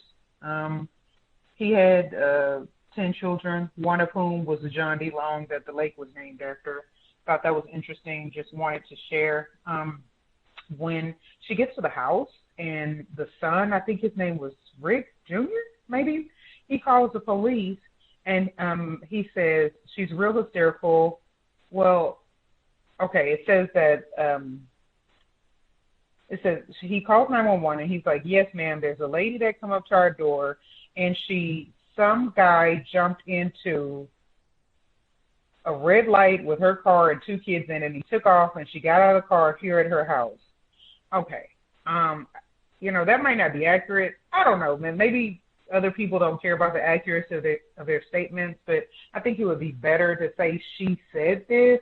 And also, did it say in the text that she got out of the car right in front of their house? I wasn't sure if it had said that.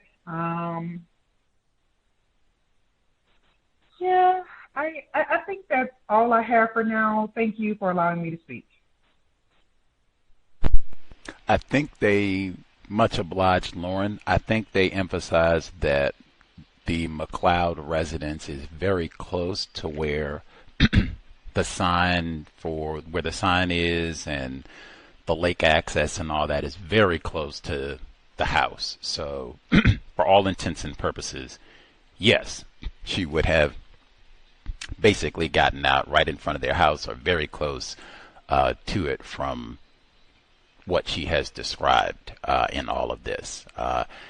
And I reckon I will say in terms of the racial harmony, maybe that's what they meant in terms of saying that Union, they had prided itself on racial harmony. The Klan, that's what they said. We're about racial harmony. If niggers behave, black males not raping, we'll have harmony. So, yeah. Anywho, I have heard folks talk about and say, hey, Susan Smith, there was no reason for her to kill the children. She could have given them to Dave, the white man, children's dad. She could have done that, no death, and, just move on. Well, that still kind of makes her look kind of lame. And maybe Dave didn't want these little rugrats either. White people do not care about children. He got him another white woman, so, we've heard about this before, the Laternos. So who's to say that he was jumping up and down to get these children? Hey, he doesn't want them. I don't really want them. We put them up for adoption. They said that's embarrassing. That makes us look like, oh my God, we just gonna blame it on the nigger and move on. Like, let's be quick and maybe you get a little bit of money out of this and we move on. And white people do not care about children. Almost remind me of Mary Kay. I think somebody said the children were like props. That's what they said about Mary Kay. That's why she put so much time and energy. We can't even afford to put gas in the car. We're going to ride all over town to get the right Halloween costume. You can't even get the nails out of the floor and all that. Make sure we don't die in the cement mixer at the construction site, but we're going to spend all day to get the correct Halloween costume. We're only going to wear this one time. Props. Let's see. Star 6-1 for other folks who have thoughts. First portion of Sins of the Mother. Get in one written commentary as we proceed until justice@gmail.com. Greetings, Gus, listeners, callers. This should be an interesting read. I suspect there will be a lot of similarities regarding white culture between Susan Smith and Mary Kay Letourneau. Chapter 1. He has the same information about the Long family and their public support of white supremacy and involvement in the Klan. The great-grandfather was an egregious alcoholic. The lake is man-made and was constructed as a tribute by his son. How nice. 2. Susan Lee Vaughn Smith, whom everyone would later recall as pretty, intelligent. You could probably substitute Mary Kay for this description. Only thing missing is Mary Kay was blonde. Indeed, it's challenging for me to think of someone classified as white who is just like homely, stupid, and it's white people are conveniently stupid when it's, hey, I think you might be racist. Whoa, this is an ignorant white person. Any other time they are intelligent, clever, witty, geniuses, really, and pretty. You just don't hear this is, an average, or ugly. This is face only a mother could love. We just, no, not really. If you are classified as white, you are good looking. Woo! And we got the comment on you being hot, attractive. Woo! Best looking thing ever, all the time. And intelligent. Like, come on. Let's see. Union, South Carolina, 2020 census, 44.78% white, 49.22% black.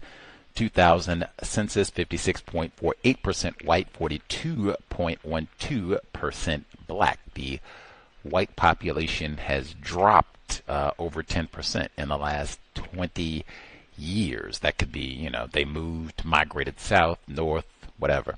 Chapter 2. Smith could barely speak. She gasped. "A black man has got my kids in my car." This phrase or some variation of it has so often been proven false that it should immediately raise suspicion.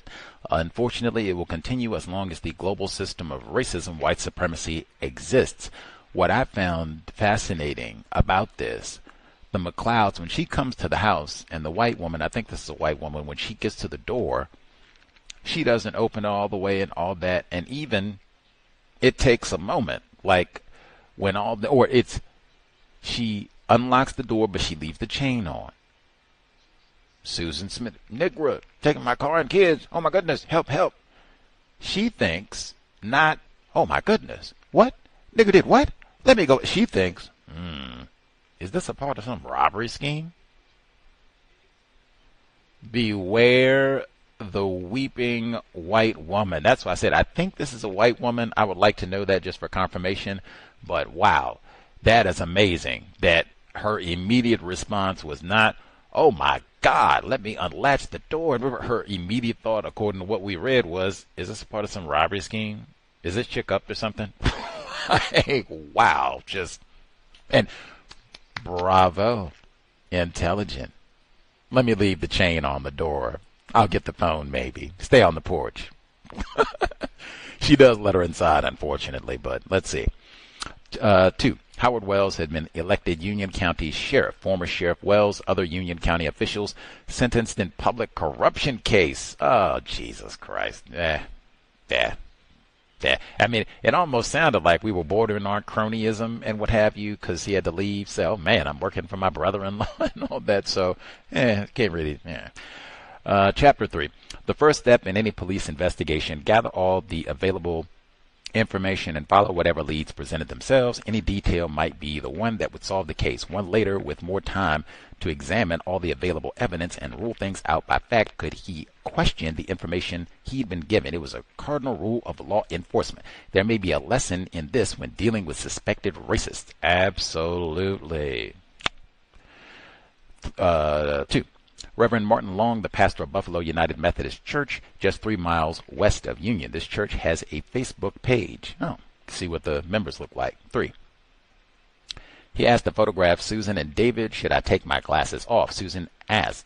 Kimsey tried not to look surprised. He couldn't imagine how a mother who just lost her 2 children could care about her appearance. A sign of her narcissism, perhaps.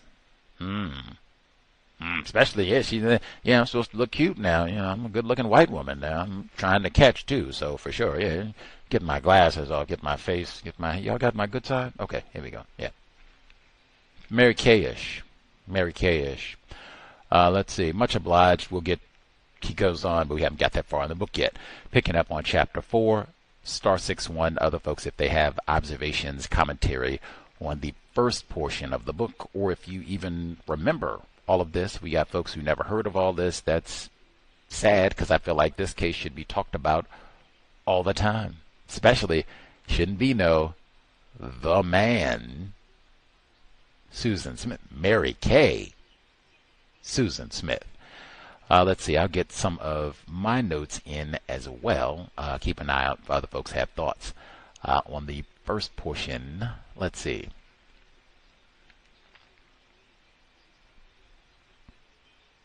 I'm not sure if the author is classified as white or not. I think that would be good to know. Let's see. I think this book is dedicated to the residents of Union, South Carolina, who came together in tragedy and by their unbending love and faith showed the nation the true meaning of community, that C word. In their hearts, Michael and Alex Smith will live on always. Let's see. We already got the information about the lake. Big shout out to Winn-Dixie with this book. It says Susan Smith looked out at the blackness of the lake, and it was a blackness that consumed her. She wanted relief, a respite from the misery, the loneliness. Like, man, get out of here. Like, ain't no blackness consumed Susan Smith. Racism, white supremacy consumed Susan Smith. Whiteness, ghastliness consumed, wickedness, demons. You can think of a lot of things, but blackness, get out of here. Let's see. And then even, I'm just skipping over one paragraph where she's talking about strapping in these children. Something inside her prevented Susan from surrendering herself to the blackness. I'm just going to blame it on a black dude instead. Like, what are you even talking about? And then you got to keep, see, that's what I'm saying. Like, this is such a common cliche of white supremacy to say it was a black day. Full of talk. It's in the word God, black cause and blackness and all that. And then it's even repeated within, like, the editors. They should, like, hey, come on. You can do a little bit better with phrasing. At minimum, stop using the same metaphor. Come on, be a little bit more articulate. That's why we got a thesaurus. She surrendered herself to the Negroes. Like, come on. Even that would have been, hey, she switched it up a little bit. Like, okay. Let's see. So she doesn't want to die. I don't even know this. Like, I think that's a great point that Lauren raised. Like, we're just taking Susan Smith's words that she wanted to die, as opposed to just, nah, I just want to dump these children off that I do not care about and, move on, get me a new bow, and yeah, just get me a new life. We can just move on and be done with all this. I'm not interested in killing myself. I'm not suicidal at all. I just didn't want these rugrats. That very well could have been the truth. Let's see. Of course, she's got to be pretty and smart. Let's see. I don't know what they, like I said, unless maybe when they say racial harmony, they mean white supremacy racism. Like I said, a number of white people, that's what they say. Racial harmony is niggers do what we say. White man was put here by God to be in charge, and the Negro was put here to obey the white man, and then we'll have harmony. Let's see. The word love is in this book 75 times. That's a little less than a third of the amount of times that it was in If Loving You Is Wrong. But still, I thought, wow, for a book about infanticide, that is a lot of so-called love. Let's see. A city that loved Susan Smith and the two little boys she bore.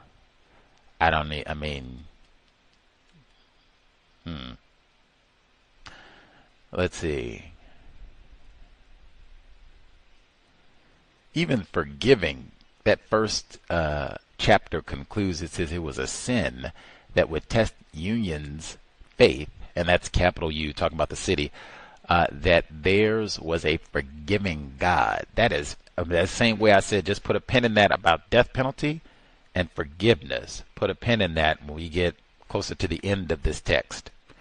Let's see. Yep, that's the way that I thought. So when she gets to Shirley MacLeod's house and she's sobbing, she doesn't totally unlock the door. She keeps the chain fastened, and the screen door is still locked. That's it. She says she immediately unfastened the chain, pulled open the door. The screen door is still locked. Shirley peered past Susan to the far end of the porch, her mind racing. Could this be a ruse? Was this woman a decoy for robbers? She didn't see a white woman sobbing and think, oh, my white sister coming out of the... Whoa, whoa, whoa. She didn't even unlock the screen yet. Whoa, whoa, whoa. We got these fentanyl addicts in there. Y'all trying to get my carburetor? Or, yeah, wait a minute. That's suspicious. She knows that a weeping white woman is dangerous. Deceptive. Let's see. Oh, wait a minute. Then they come back talking about, because they said a number of times. So Miss MacLeod, when she does eventually let her in, unfortunately, she says Shirley held Susan's head in her hands, and at the top of her head was a large white bow. Her light brown hair scooped back in a high ponytail. Such a pretty young girl, Shirley thought. So frail. People don't say Veely is frail. Leroy is frail. Essie Mae Washington Williams, they didn't say she was frail. George Stinney, 14-year-old put on death row on the cover of Dr. Curry's book, The Man Knot. They didn't say he was frail. They'll talk about white people being fragile. Tissue paper. Mary Kay even, I think, got described as frail, demure. She's raping a child. What do you mean? What do you mean? What's frail about this? Frail. Come on. Let's see.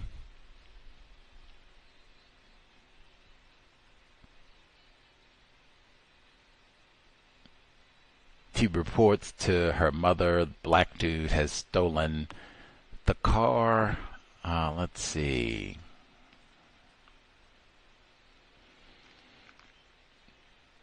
I think it's important that some of these people immediately, as they're hearing all of this, when they get to Dot Frost, I don't know if this is a white woman or not, but she also, I guess, is listening in on the police scanner, so she's getting bits and details of all this as it's coming, as police are finding out and they're investigating. And so she finds out, like, okay, there was a carjacking at the Monarch Red Light, which is close to where the MacLeods live. She's like, a carjack? She says, I don't see how. Every time you go there, the cars are coming 2 different ways. It doesn't stay red for more than a second. So how would the nigger be able to hop in the car and get off, if you're just there long enough to, you'd be accelerating, At least you should have a good chance to just step on the gas and bang, Leroy is left in the dust type thing. Just using logic. It's a number of white people who looking at this, and apparently even some non-white people who just, they didn't, get down to investigate. They didn't have GPS and all the rest of it. They didn't even just immediately think this is a no-count racist. They were just the evidence of what she presented saying, wait a minute, this doesn't even seem possible. Like, wait a minute. And not just something as simple as that. Like, where did this happen at? The traffic, really? You got going like, really? How? Okay. One red flag. The glasses. Really? I don't know. It seemed like you got greater concerns than glasses on, glasses off. Like, what? Even Miss McLeod, she said, do you have children? All that? Wow. Ted and the rest of the folks are like, wait a minute. Like, I would not have my mind on anything else other than my children if they had been stolen by some nigger. How are you asking me about all the people I know in the town? And, oh, that's your children? Like, what? What is... Just using logic.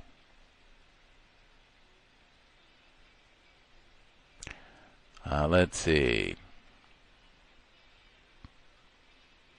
It's something about this, just the Laterno of all of this. When they were talking about, like, a lot of people, apparently they knew Susan Smith, knew of her. Folks went to a smaller town, I reckon, so we went to school together. Or, oh, I know her mom type of thing, or I've seen them around, neighbors and such. And so Dot says that she couldn't stop wondering because we live close by. She says she knew quite a bit about her neighbors. It was easy to tell when Susan and David were having trouble. More than once, Dot peered through the curtains of her living room window as David packed and moved out. She'd seen his bedroom set moved in and out twice by now. That's what I mean, like the Laterno-ness of all this. And even what I meant, does David really want these children? He may not have wanted them killed and everything, but if she had come like Lauren said, like, hey, you don't have to kill him. You can give him to Dave. They do, whoa. Don't be plotting out the next 20 years of my life, Lauren. I got other white women, other things I want to do with my time and energy. Like I said, I suspect David didn't want them killed. I don't know if he would have wanted full custody either. Just saying. He'd have moved in and out and in. And, how attached am I to these boys? Remind me of your mama every time. I don't know. Anyway, it is Laterno. We read 2 in a row. We read this. Who is most to blame? Usual suspects. Because now we read 2 in a row. What's my opinion of white motherhood? Mary Kay, Susan Smith. You put Sue Klebold in there, really, if you want to. But I mean, just we want to go recency. I don't really have no counterbalance, White people brag about their lack of care. White people brag about turning their children over to black people on the plantation for and not just the plantation, because that's how you got the help and all that. So white people have bragged about not taking care of their children for centuries. So I mean, to end up with something like this, what am I to think?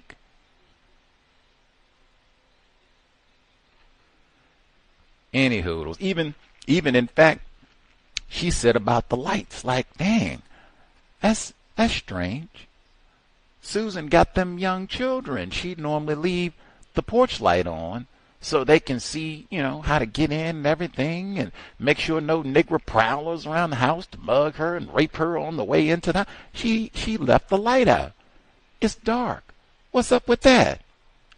Logic. I don't intend to have no rugrats back here stumbling and fumbling in the dark. I don't need no light on. I'm young, my eyes work, and she got glasses anyway, so hey, I'm good.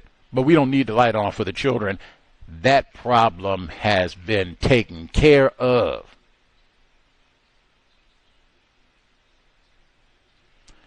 Let's see. Anything else? Like I said, and SLED came to mind. Is that the same folks with the Murdoch investigation? And did this white man kill, do infanticide, the family annihilator? That's how I know about SLED. That's how I keep it. I can't believe it. People like Lauren and such say, man, that old Gusty out here saying rogue things that you know is not codified, that you know is not true out here. You don't even try and make it correct and codified. Just come out and make it naked and say, white people do not care about children. We could have done the Murdoch family. It would have been the same thing. It would have been more recent. We'd have had more video footage, news coverage. More people say, oh, yeah, I remember that one. I remember that. Family annihilator. Same thing. Same state. Did he blame that on a nigger, too? I don't think he blamed that on a nigger. I guess he said, it ain't going to work. Yeah, I tried that and get Leroy, but dang. White people do not care about children. Let's see. Took the glasses off. They got the police scanner. Where are the babies? Yes, and then we get to chapter 4. Alrighty. Any folks, anything else to add? If we missed any folks, if we missed any folks that we didn't get to hear from first time around, I'll give a quick check. If not, we will push off to audio segment 2. Let's see.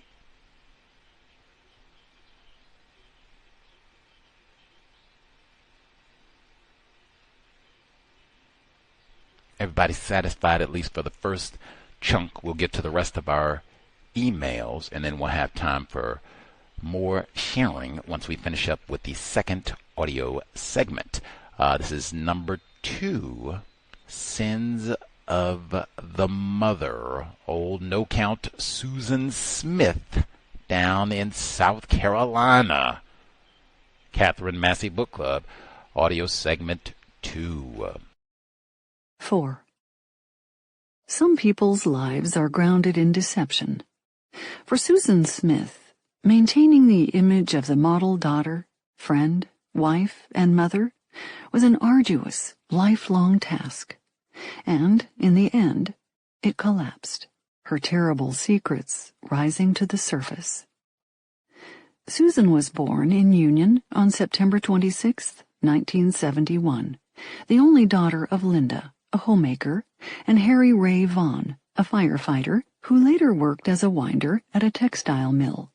Linda had a son, Michael, whom they called Mo, from a previous relationship, and, with Harry, another son, Scotty. The Vaughns lived in a modest brick house on Ziegler Road, just outside downtown Union. It was near Foster Park Elementary School, where Susan was a student. When she was a little girl, Susan always wore pretty dresses to the classroom, her light brown hair pulled back in fancy bows. She shined in grade school, bright and eager to learn. But life at home on Ziegler Road was far from harmonious. In 1977, after 17 years of marriage, Linda Vaughn asked her husband for a divorce. Susan was 6 years old. Harry Vaughn, devastated by the breakup of his marriage, moved into an apartment in a nearby housing development and began drinking heavily at a local bar, alias Smith and Jones. He'd show up with friends for half-price beers during happy hour every day around 4 p.m. He was outgoing and good-looking, a sweet and nice guy, recalls a woman who tended bar there. Everyone liked him. The Vaughns' divorce became final on December 7, 1977. 5 weeks later, on January 15, 1978, Harry Vaughn took a gun and shot himself in the stomach. Many believe that Harry Vaughn did not intend to kill himself, but rather hoped his suicide attempt would draw attention to his pain and perhaps reconcile his family. In fact, Moments after he pulled the trigger, Harry Vaughn called for help. But it was too late, and Harry died. It was 2 months before his 35th birthday. Shortly after Harry's death, Linda Vaughn married Beverly Russell, a wealthy businessman who owned an appliance store in downtown Union. Bev, who had several daughters from a previous marriage, was well known in Union. A longtime Democrat who had ultimately switched to the Republican Party, he had become a state Republican executive committee man, as well as a member of the advisory board of the Christian Coalition. After her mother remarried, Susan and her brothers moved from the cozy Siegler Road home to their new stepfather's large 3-bedroom ranch house with a big yard in the more exclusive Mount Vernon estate section of Union. Little Susan held tight to memories of her father. She often listened to a cassette tape of her dad laughing as he tried to teach her to talk when she was a toddler. She kept an 8x10 photograph of him in the bottom of her desk drawer at home, next to a coin collection he had given her.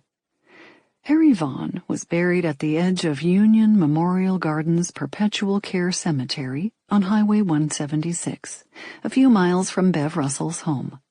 From the car, Susan could see her father's grave as they rode past almost every day. Susan's childhood friend, Stacy Hartley, recalls those years as particularly hard on Susan. "I remember when her daddy died. It was during the winter, and there was snow on the ground," says Hartley. "I turned on the radio, and they said he shot himself. Susan took it hard. I remember Susan crying and all. I remember crying myself when her mother remarried, and they moved to Mount Vernon. I went up to her new house and stayed with her every now and then, but it was never the same as those days in the hammock, this hammock in Susan's yard. We used to swing in that hammock and laugh and laugh." Susan earned good grades throughout elementary school and junior high, and later, at Union High School, she seemed to excel at everything. She was a member of the Beta Club, a group for students with higher than a B average, as well as a member of the Math, Spanish, and Red Cross clubs. She volunteered to help put on the city's annual Special Olympics competition and did work with the elderly. Susan was named president of the Junior Civitan Club, an outreach organization, and from 1986 to 1988, she and her best friend, Donna Garner, worked as candy stripers at Wallace Thompson Hospital in downtown Union. In her senior year in 1989, Susan Lee Vaughn was voted friendliest female at Union High School. Her classmates say she always smiled, was always cheerful and down to earth. Slightly husky and 5 feet 3 inches tall, Susan usually wore miniskirts and blouses, flattering her figure. All the guys wanted Susan, remembers Kenny Jennings, who went to school with Susan and later worked with her at Winn-Dixie. "We thought of her like a model, a real nice-looking girl, a nice build. I'm surprised she didn't get best looking in our class." Despite the perfect appearance, there was turmoil in Susan's life. In 1988, when she was 17, she appeared at the office of the high school's guidance counselor, Camille Stribling, and said she had been molested by her stepfather, Bev Russell. By law, school officials are required to report child abuse allegations. Stribling called the State Department of Social Services. An official there called the Union County Sheriff's Office. In early 1989, when the sheriff at that time, William Jolly, attempted to investigate the molestation charges, Susan and her mother, Linda, said they did not want to pursue it any further. Ultimately, there was never a court hearing in the case. Judge David Wilburn was presented with an agreement hammered out between Russell's attorney, Robert Guess, and Assistant 16th Circuit Solicitor Jack Flynn. The judge sealed the court records on March 25, 1988. Despite the claims of abuse, Susan continued to strive. She began working part-time after school at Winn-Dixie. She started as a cashier, but within 6 months had moved up to head cashier and then bookkeeper.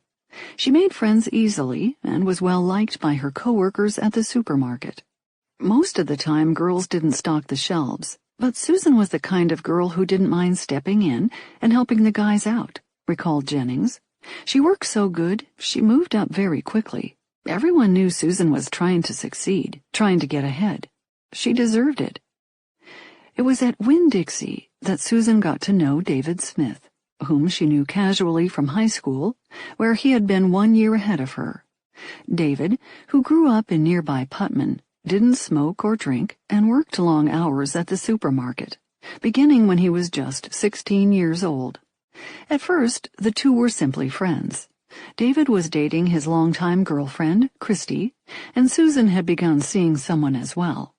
In her senior year, when Susan was 18 years old, she started secretly dating an older married man.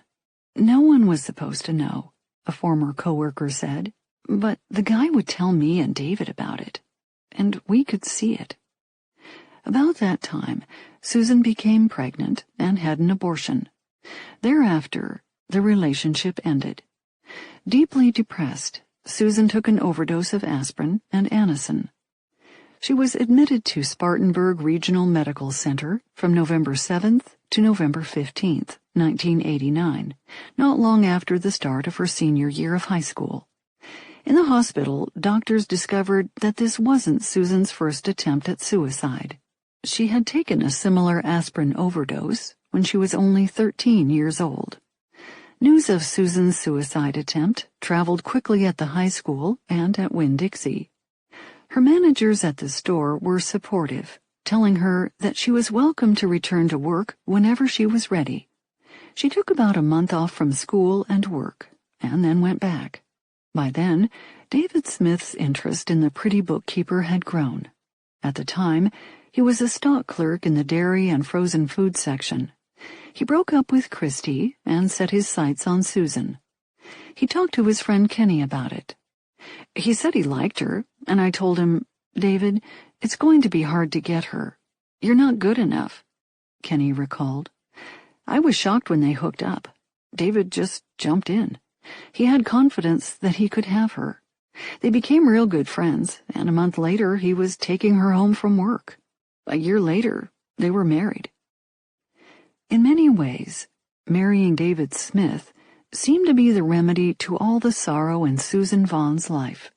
Now she would have her own family and the protected, stable environment she so craved. For no one, it seemed to Susan, had loved her enough before. David Michael Smith was born July 27, 1970, in Michigan.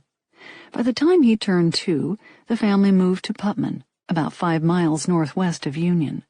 His father, Charles David Smith, also called David, worked for a while in Harry Fromm's clothing store in downtown Union, and eventually took a job as manager of a Walmart. David's mother, Barbara, worked on and off in a lawyer's office and in a dialysis clinic. She also went to school part-time to study nursing.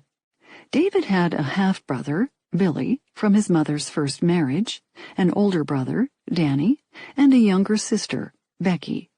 David and Danny were particularly close, playing football with the neighborhood kids and exploring in the nearby woods. Growing up, the Smith children joined their parents at weekly Jehovah's Witness meetings at Kingdom Hall in Union on Route 18. By age 16, however, David broke from his parents' religion, causing friction within the family. He moved in with his great-grandmother, Forrest Malone, who lived next door. After school, David worked hard at Winn-Dixie. Eventually, he moved up to assistant manager, handling most of the customer service, usually working the 3 to 11 p.m. shift. David, said Jennings, was always willing to help stocking shelves or doing anything else that was needed. "Everybody loves him," said Jennings. "He's the best manager there. He always helps out. He always stays on top of everybody, but he doesn't jump down your throat. He'll say, 'I need you to do this.' We'd always laugh and joke, call each other funny names." One coworker recalled that in 1987, when a fellow coworker was close to getting fired, David talked to his boss, encouraging him to give the young man another chance. It was one of many kindnesses his coworkers recall. If somebody shows up at closing and needs Pampers, he'll let them in, one said. He's that kind of guy. After David and Susan had been dating for a year, Susan became pregnant. On Valentine's Day, 1991, Susan and David filled out a marriage license. A month later, on March 15, 1991, they were wed at United Methodist Church in Bougainville. Susan was 19, David 20. After the wedding, as they prepared to drive away, Susan waved to her family and friends. "I love y'all," she said. Susan then moved in with David at his great-grandmother's house. A short time later, David mailed a copy of his wedding video to his friend Kenny Jennings, who had by then moved to New York and was unable to attend the wedding. David attached a note saying how happy he was that he and Susan were finally going to be together forever. But the start of the marriage came at a tumultuous time in the Smith family. David's brother, Danny, then 22, a worker for the Buffalo Water Department, was gravely ill with Crohn's disease, an acute inflammation of the gastrointestinal tract. In the winter of 1991, Danny had surgery at Spartanburg Regional Medical Center, but bacteria developed, and his condition quickly deteriorated. Just 11 days before David and Susan's wedding, Danny Smith died. The funeral was held at the Bougainville United Methodist Church, where Susan and David would later marry. Danny was buried in the cemetery behind the white church. On his stone it read, "Daniel Stephen Smith, February 12, 1969 to March 4, 1991. Loved by all." The marriage of David's parents had been rocky, but once Danny died, it quickly fell apart. David's mother, Barbara, moved to Garden City, near Myrtle Beach. David's father, a Navy veteran who had served during the Vietnam War, was crushed by the death of his son and fell into a deep depression. Not long after Danny's death, Susan walked into her father-in-law's home and found him collapsed on the floor. He had taken an overdose of pills. She called for help, and Charles David Smith eventually recovered. The pain of his suicide attempt touched many that knew him. "A lot of people knew about David's father. It was so sad," said a woman who worked with him at Walmart. "He was always a sweet, feeling person.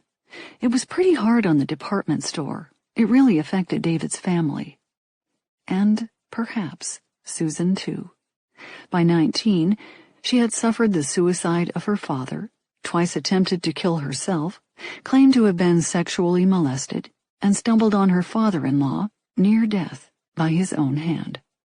And then, 2 weeks after her 20th birthday, just 7 months after her marriage, Susan Vaughn Smith faced the greatest responsibility she'd ever known.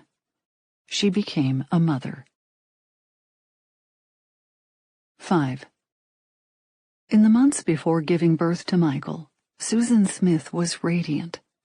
"We were pregnant at the same time," recalls Julie Hart, who worked with David's father at Walmart. "I'd see her at Winn-Dixie after my baby was born, and she'd say, 'I can't wait for mine.' She was elated. She was so happy she couldn't wait. She was always in a good mood." Hart remembers joking with David about the trials of parenthood. "I'd always kid, 'You're going to be up nights now,' she said. He said he didn't care. He said he'd take all the night feedings. He didn't mind." Susan worked at Winn-Dixie right up until the time she went into labor. On October 10th, 1991, Michael Daniel Smith was born at Mary Black Hospital in Spartanburg. The young couple chose his middle name in honor of David's brother, Danny. Shortly after Michael's birth, Susan wrote this entry in her diary.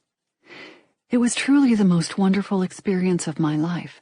When I heard Michael's first cry, I just started crying with him. I was so happy. I had given birth to the most beautiful boy in the world. When he was put in my arms for the very first time, I forgot all about my pain. He really lifted my spirits and touched my heart." Susan worked part-time at Winn-Dixie and had begun taking a few college courses at the University of South Carolina in Union. When the couple had time together, they took Michael and looked for a house. David's sister Becky and her husband Wallace had just bought a house in Cross Keys, about 10 miles from Union, and Susan and David asked their advice on mortgages and home ownership. Sometimes Becky brought her daughter, Kaylee Sabrina, born one day after Michael, over to visit. In the winter of 1992, the Smiths settled on a small ranch with a brown roof and dark red shutters on Tony Road in the north part of town. The mortgage ran $340 a month. But not long after they moved in, the marriage ran into trouble. It was no surprise among their friends. In Union, couples traditionally marry young and quickly begin families, often discovering that the demands and responsibilities far exceed their expectations. Coupled with financial worries, many young marriages end swiftly. And so did the marriage of David and Susan Smith. By their third wedding anniversary, they had separated several times, with David moving out of the Tony Road house and back with his great-grandmother in Putman. Unlike many young couples, the Smiths' greatest difficulty wasn't money troubles. David earned about $22,000 a year, Susan $17,000. The battle was each other's extramarital affairs. During the first separation, Susan had rekindled a romance with a former boyfriend, infuriating David. But mostly, sparks flew and David began an affair with a pretty young cashier at Winn-Dixie, Tiffany Moss. His co-workers confirm that David and Tiffany were an item, and that Susan knew about it. On several occasions, Susan showed up at Winn-Dixie, kids in tow, and lashed into David. She was very jealous, one cashier recalled. She would take him to the back and scream at him. He'd come back and tell us, "Yeah, Susan thinks I'm messing with these girls." Adds another, if she saw him talking to other girls, she'd get upset. During one of their reconciliations, Susan became pregnant with Alex. But even after his birth, on August 5, 1993, the marriage continued to deteriorate. Co-workers say that during one of the separations, Susan caught David in bed with Tiffany Moss. She came in screaming, "I know we're separated, but I'm tired of you screwing around," a co-worker recalled. Yet, until the end, David maintained that he wanted to save his marriage to Susan. He said he wanted to work things out, but she didn't want to give it another try, a friend recalled. He was upset. He said the kids needed a father and a mother. He always said the kids were his main priority, and that's all he had to live for. Adds Susan's friend, Stacy Hartley, "You never knew if they were separated or together. But Susan loved David. She really loved him. She took him back plenty of times. You never knew when they were together, when they weren't together." Indeed, just 4 months before they separated, David penned a loving third anniversary card to his wife. "Hang in there, sugar booger. You mean everything to me. God, I love you." Say, hang in there. Hang in there. I reckon we could have listened to a little bit more, but share a few thoughts, see if folks have observations for week 1. We will resume midpoint of chapter 22 for next Friday, Sins of the Mother, Katherine Massey Book Club. The number again, 720-716-7300. The code 564943 pound. Press star 61 if you would like to participate. The email untiljustice@gmail.com. Let's see.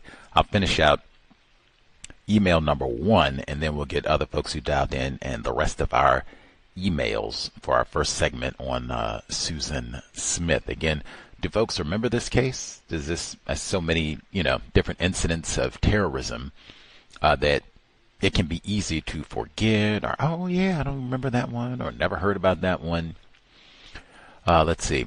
And it's happening at the same time as O.J. Simpson easily could have got drowned, lost in the shuffle, as they say. Let's see. Finishing up email number 1. Chapter 4. Harry Vaughn, devastated by the breakup of his marriage, took a gun and shot himself in the stomach. Harry died. Her classmates say she always smiled. All the guys wanted Susan. When she was 17, she had been molested by her stepfather, Bev Russell. There was never a court hearing in the case. Started secretly dating an older man. Susan became pregnant and had an abortion. By 19, she'd suffered suicide of her father, twice attempted to kill herself, claimed to have been sexually molested, and stumbled on her father-in-law's near death by his own hand. Seems like a lot of similarities to the life of Mary Kay. Chaos, molestation, cover-up, sexual promiscuity. Yes, many similarities. Same thing I said for Mary Kay. It seems like a lot of justifying, like, oh, poor thing.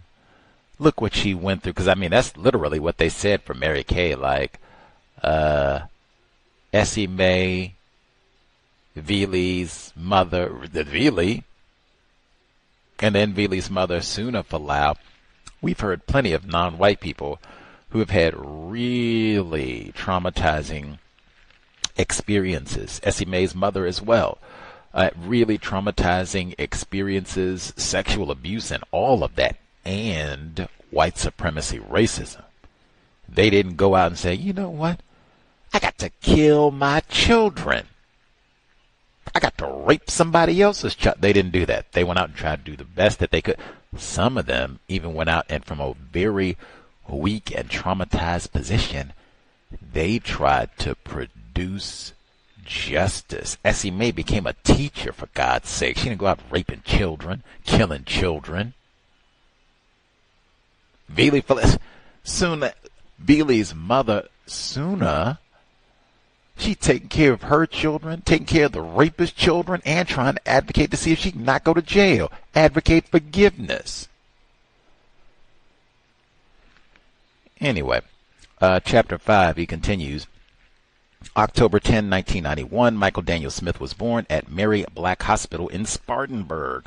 Mary Snoddy Black was born in 1860, died in 1927. Her grandfather owned 2,000 acres and 40 slaves for the cotton business. Old Mary's father owned 12 slaves at the time of her birth. She married Dr. H.R. Black. After her death, he and her sons founded the hospital for which she is named. See Southern Spaces, an upcountry legacy. Mary Black's family quilts. How about that? 2. The battle was over each other's extramarital affairs. Mary Kay and Steve Letourneau 2.0. I was thinking the same thing, even though I guess Mary Kay and Steve, they couldn't afford gas in the car and had foreclosure and all the rest of it. So I guess they did have financial troubles, but dang, they didn't even have that. Susan and Dave, we both, I guess, make enough money, and then we're not in high-priced Seattle, so we got a lower cost of living, so we don't have all that financial trauma. We could even have a pretty nice-sized house, but, man, we got all this promiscuity, and you stop sleeping around, you stop sleeping around, you stop sleeping around. That is exactly what we heard before. And even, hey, Fuller, Gus T said, hey, ain't no black pride. Black people don't like black people. Hey, white people don't like white people. We read 2 in a row where, we hear about white marriages. Steve, maybe if you behave and stay home and, you do it, she wouldn't be raping Veely. I got my white woman. Talking about his ex-girl. I mean, he got me. I got my other little flight attendant girlfriend. I don't really like Mary Kay too much. I mean, she get on my nerve, hanging out with the brown boy and stuff. Wait a minute. Y'all have all these children, and she was cool for a little while, but she get on my nerves and maxing out the credit card and everything. I got me a little stewardess thing. Mary Kay's, well, I got the brown boy, so everything fine. we don't even have to see each other. Everything fine. Same thing. Susan, Dave, I got me a little cute girl working at Winn-Dixie. How are you talking to everybody? We do neutralizing workplace racism. Do you see why I say don't do no dating at the job? Ain't nothing good gonna come from dating at the job. You see why I say that? See there? He, Dave, and Susan, they met working at the Winn-Dixie. Now she's surprised. Wait a minute. What you doing with Tiffany? Wait a minute. That's how no. Now she got to run up to the Winn-Dixie and embarrass him. Jesus Christ. Come on. No dating in the workplace. Dave should have listened to the cows. Let's see. Continues. 4 months before they separated, Dave penned a loving third anniversary card to his wife. Hang in there, Sugar Burger. This does not seem endearing to me. Kind of gross, tacky, trashy, terroristic. Hey, I thought they said Veely was the savant. See, he was artistic. He could draw and all that, and do poetry. They didn't say that about Dave. He's not a articulate man. He's few words. He worked at the grocery, the Winn-Dixie. Can't expect him to be coming in here and sounding like Langston Hughes. Come on now. Anyway, let's see. We'll get the rest of our emails. *6 other folks, they have commentary to share. Let's see. Folks with a hand up, retired firefighter should be with, or I guess we didn't hear from Irie at all. We'll get her first and then all the other folks. Irie, did you have commentary on Susan Smith, Mother Superior? Yeah, I caught the second half. So I was messing around in my advanced English dictionary, and I was wondering if bleak could have been an adjective that they use instead of darkest, but the definition for that still has black. Oh, dang it, as the first word. So I have to question for synonyms, because the only other thing I can think, is nebulous, and I don't think that, that might be, one too many syllables for them to want to put in, books, because these books, from what I understand, they're written at a certain grade level anyway. I take it this isn't necessarily a scholarly text. I'm not putting it down, but I will try to find something and report back on what all of us could substitute for darkest. I mean, dastardly comes to mind, but again, might be too complicated. But I just was interested in the fact that they didn't have any money troubles. I went to the inflation calculator, as some of us do on this particular broadcast. $17,000. This is her salary. $17,000 back then was $36,000 today. That's a lot of money to be working part-time at Winn-Dixie. I have a relative, bless him, rest in peace. He worked at Winn-Dixie all his life, and his health deteriorated toward the end of his life. He got Alzheimer's and everything. I was told this relative never was promoted, was a cashier, black male, since the early 90s, at least until sometime into the mid 2000s, and stayed a cashier. And so my assumption is he couldn't have been getting that much. I don't think he ever cracked $36,000 is what I'm trying to get at. And this woman works part-time at Winn-Dixie. Or did I mishear? I don't know. It don't matter. She could have been working anywhere. That's a lot of money to be working part-time. And just the ungratefulness of being able to have a stable life. Even Mary Kay and her husband, they didn't know how to manage money, and she definitely made debts that they didn't have to have, but they always had a reserve from a white relative. So the fact that white people get to maintain stability and wreak havoc on their lives like this, I can't even, whatever. I don't need my line. Much obliged, Irie. I will say, we heard the network system of, I say, my definition, I say a global system of people who classify themselves as white. That is exactly what we've heard in 2 consecutive books, really all the books, but especially these last 2 consecutive books, because we heard both Mary Kay and Susan Smith, Dave as well, just what Irie pointed out.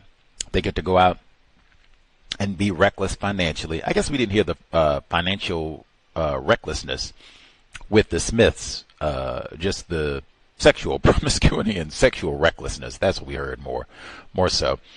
But they can go out and at minimum they can wreak all this havoc and incorrect behavior in a wide variety of ways. There we go, sexual and otherwise, killing folks, racism, all of it, and then get bailed out. We did hear that, hey, you can do all this and then go stay with relatives.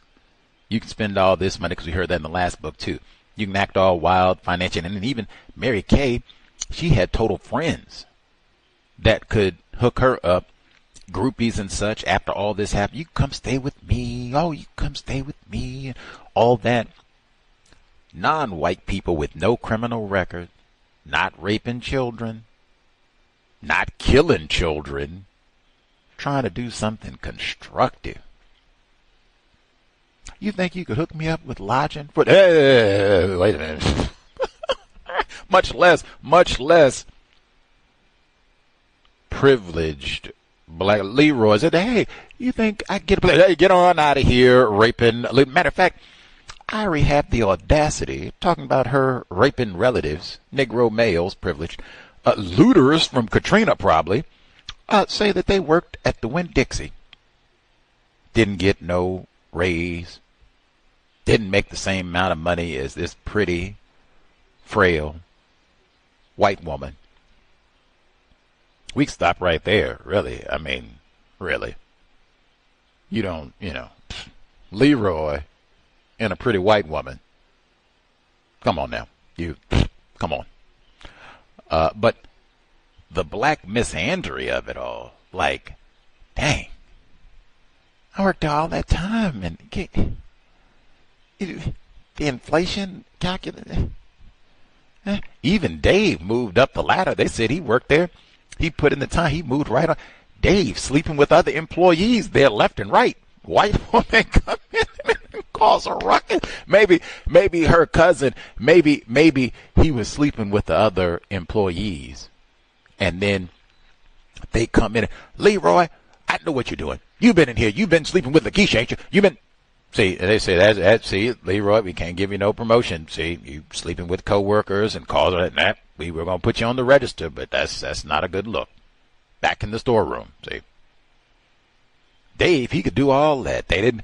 Imagine Leroy working and his baby mama come in, all that drama.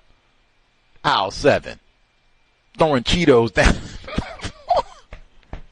You don't get it. And they just, it's a tough day, isn't it, Leroy? Let me help you get these Cheetos up. Yeah, she gets jealous, doesn't she, Leroy? I remember she used to work here. Remember? She used to do the same thing here, throw them tantrums and storm out the store. Remember? Much obliged, Irie.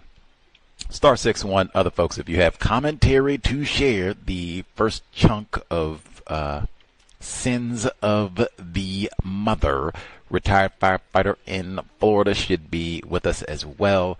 I guess Lauren, and then I'll see if other folks have commentary to share. I'll nab them as well. Greetings again, everyone.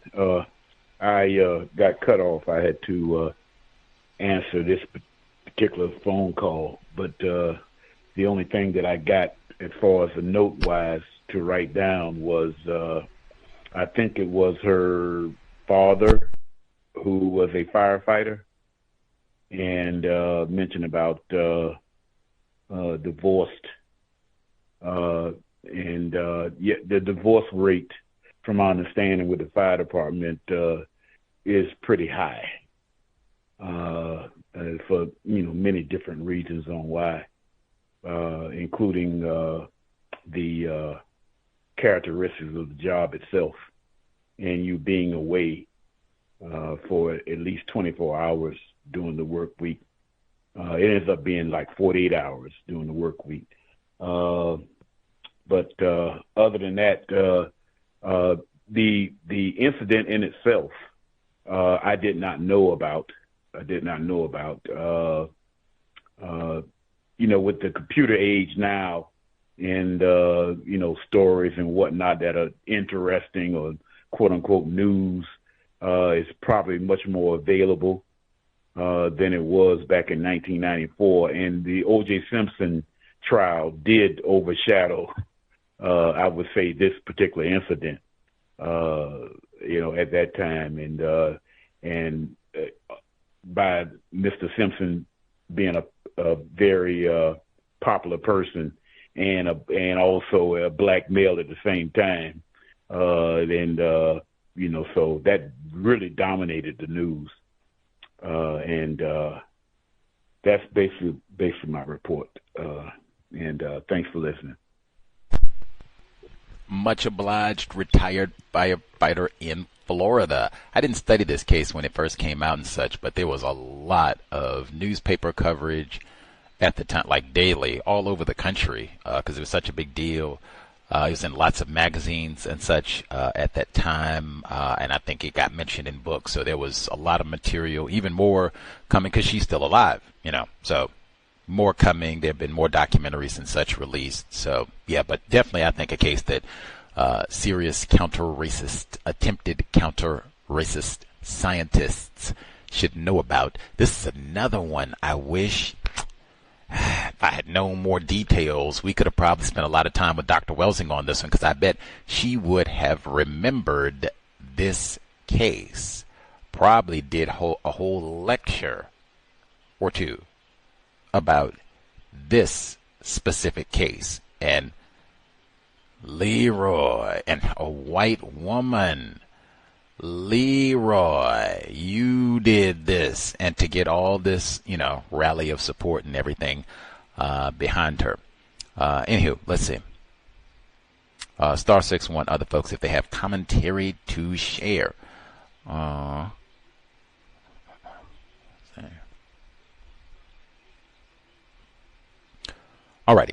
Email number 1, and then or email number 2, pardon. And then I'll see if we have other callers. I'll get a few of my notes in also. Hi, Gus and callers. 1, I guess you won't need to ask the question, does racism underpin this event? 2, the losses in her life had finally numbered too many. She felt the sting of rejection from too many men. The responsibilities of motherhood overwhelmed her. Here we go. Sympathy for a white child murderer. She was 21. How many men could she have been through? Well, they start them young in South Carolina. So, 2, Susan Smith wanted relief, a respite from the misery, the loneliness. She could take them with her. They would suffer less than left on their own in a compassionless world without her. But something inside her prevented Susan from surrendering herself to the blackness. Standing at the lake that night, she discovered she didn't want to die. All she wanted was to break from the heavy burden she felt, so nothing else mattered, not even the love Susan had for her children. She was so overwhelmed and worried about the future her children would have without her that she murdered them, but not herself. It was cold-blooded murder because they were inconvenient. Now that is inconvenient. Really, I'm going to go back to that word I said before, P-R-O-P, props, or I guess I'm plural because she got multiple children, but these are props. That's what our caller wrote in, but he was talking about Mary Kay. But I think it would definitely apply here. And even when she said, hey, she didn't have to do this, she could have, just giving these children to Dave, where Dave said, whoa, whoa, whoa, whoa, don't be, watch out, Lauren. Wait a minute now. But I'm saying this is a part of it because they're props. Like, whoa, whoa, whoa. Wait a minute. You mess up my image now, Lauren. You know, wait a minute. I'm supposed to be a pretty white woman, and I'm supposed to be a mother. You know, I can't mess up my image if it looked like I just tossed my children in the trash. That's why I got to blame it on the Negro. See, I can't just, I don't really want them anymore. You know, people around town say, whoa, you done threw your children in the trash or what? What kind of mother is you? White people don't care about children. You're not supposed to be flagrant about it. That Jesus Christ, you just going to throw them in the orphanage for no reason? It's inconvenient. I want to get me another man. He doesn't like children, and Dave don't really want him. He got him a new hot white woman and Winn-Dixie. So, yeah. What kind of, see, she don't want to do that. So, yeah, that make me look bad. I just say a Negro took him, and, yeah.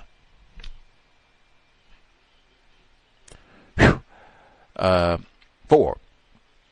As the Burgundy Mazda gradually filled the water from John D. Long Lake, the trust of the mother's heart drowned. What the hell does this mean? ? Her heart didn't drown. The children she gave birth to did. Echo, echo, echo. Did I hear? 5. Susan Smith did not experience regret, nor was she self-preservation a tortured choice. She is a cold-blooded murderer. That's all I can conclude. Like, I mean, yeah, just all the, matter of fact, I'm talking about Echo. Have we heard about this before? Jesus Christ. I didn't even, Brother Vontae, dang. We read about a white woman driving children into, man. Vontae, I bet you those no-count heifers, the Harts, I bet you they knew about Susan Smith. I bet you on life they knew about Susan Smith. Said, we're going to do it right, white woman. So you're supposed to go with the children. See? Vontae said, did you forget about me? Well, not exactly, because I did just mention, but I was not really thinking Vontae, Sierra, Abigail, Patrick. I was not thinking them when we started this, but woo, yes, we have heard this a few times. Can I get it?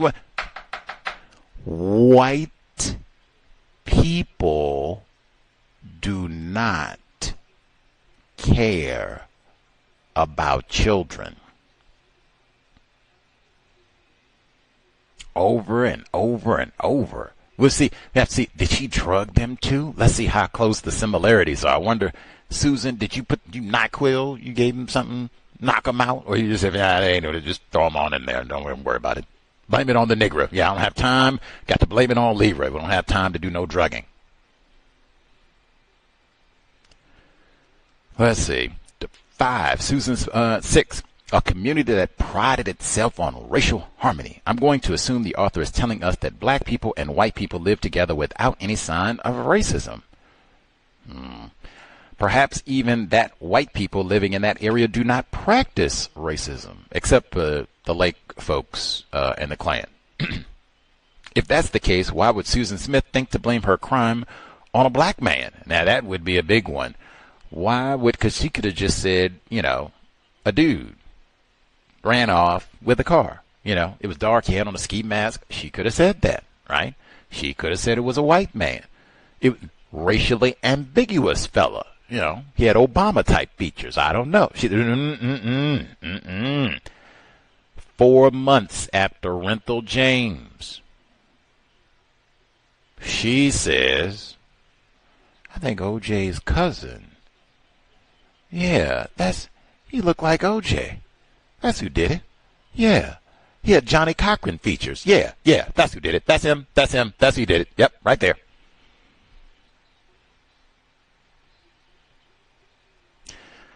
7, We're not far into this book, and that use of metaphors is getting on my nerves. It would be wise to analyze how they are being used in this book, as so far it seems to be to practice deception. Like, blackness. It's been quite a few of racial harmony. I'd even say that's one because I don't really know what that, deception, specifically to minimize or hide the fact that Susan Smith carried out premeditated murder. That's about it. Even the title of this here book, Sins of the Mother. I don't know. Just we'll have to ponder on that as we move through the text. Let us see. Other folks who dialed in, if we missed you totally, you have thoughts to share, let us know. Lauren should be with us, *61. If you have thoughts, don't wait till the last moment. Can I be heard? Yes, ma'am. Okay. I was thinking about what Miss Irie said about the word bleak. White people change the definitions of words over time, but if you look in the etymology dictionary, the word bleak, it means pale, wan, bare of vegetation, exposed, cold from bareness.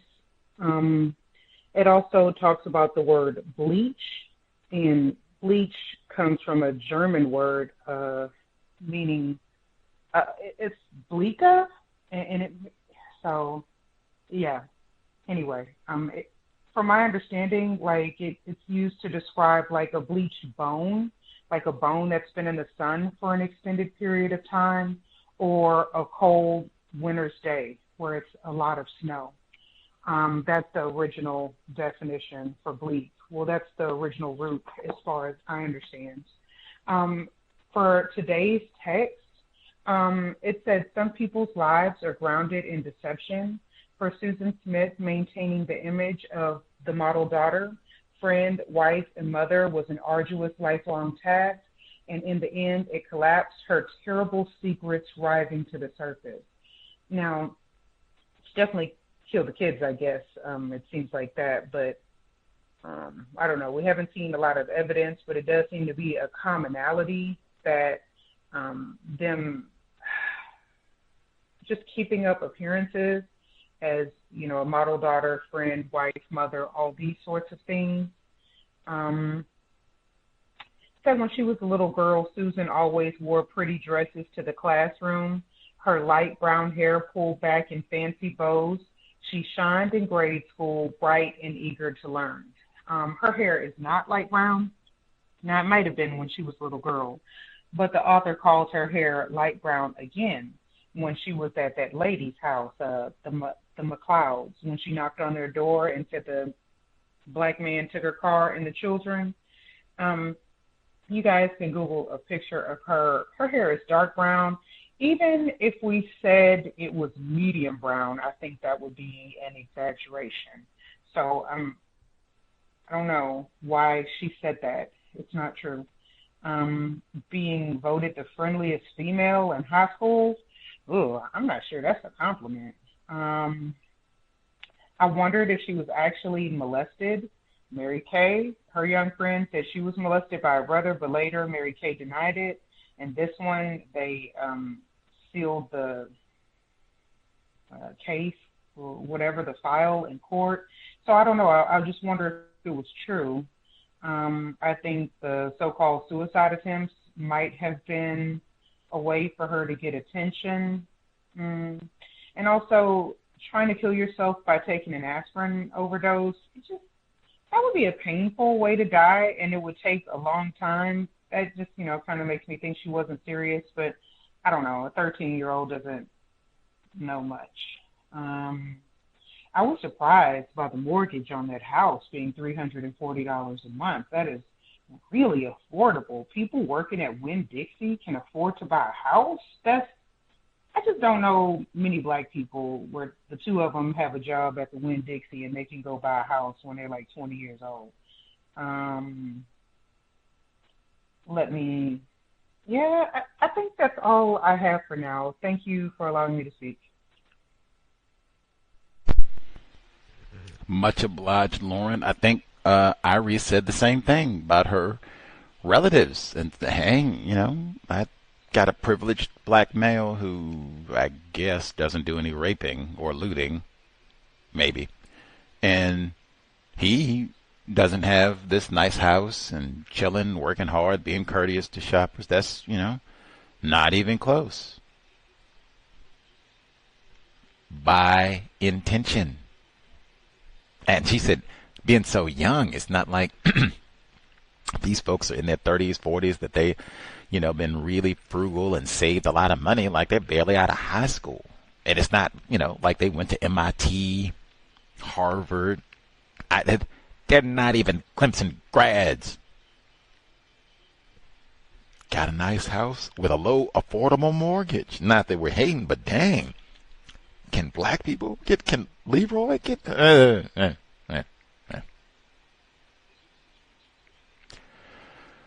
Much obliged. Lauren, white people do change the words and meanings of words. They recognize the importance of words and definitions. Absolutely. Absolutely. Lots of overlap with Mary Kay, right? In surprising ways it's just, surprising. I did not expect that. Let's see. I should have time even getting a few of my notes. *61 if we missed anybody, if you have a thought to share. Do you remember this case? Did you study this case? Did you talk about this case? Do people bring this case up? Do people hear Susan Smith? Oh, yeah. Let's see. Going back to chapter 4. Okay.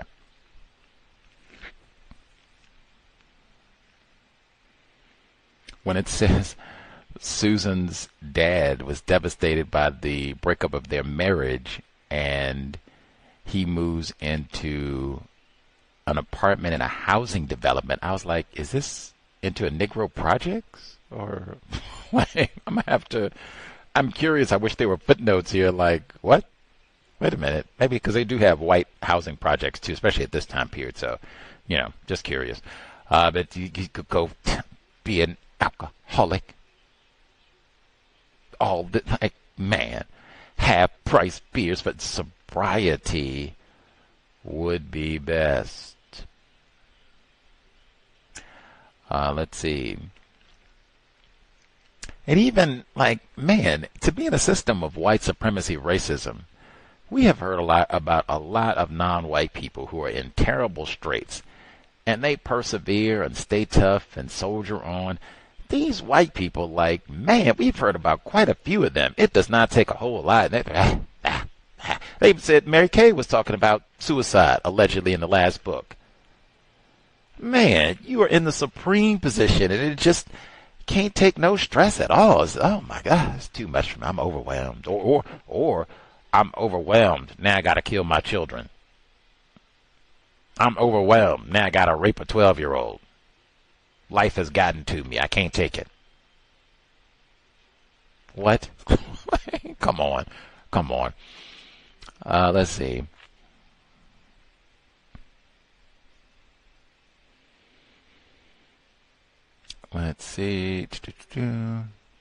When Linda, this is Susan Smith's mom, says she remarries this business mogul, wealthy dude.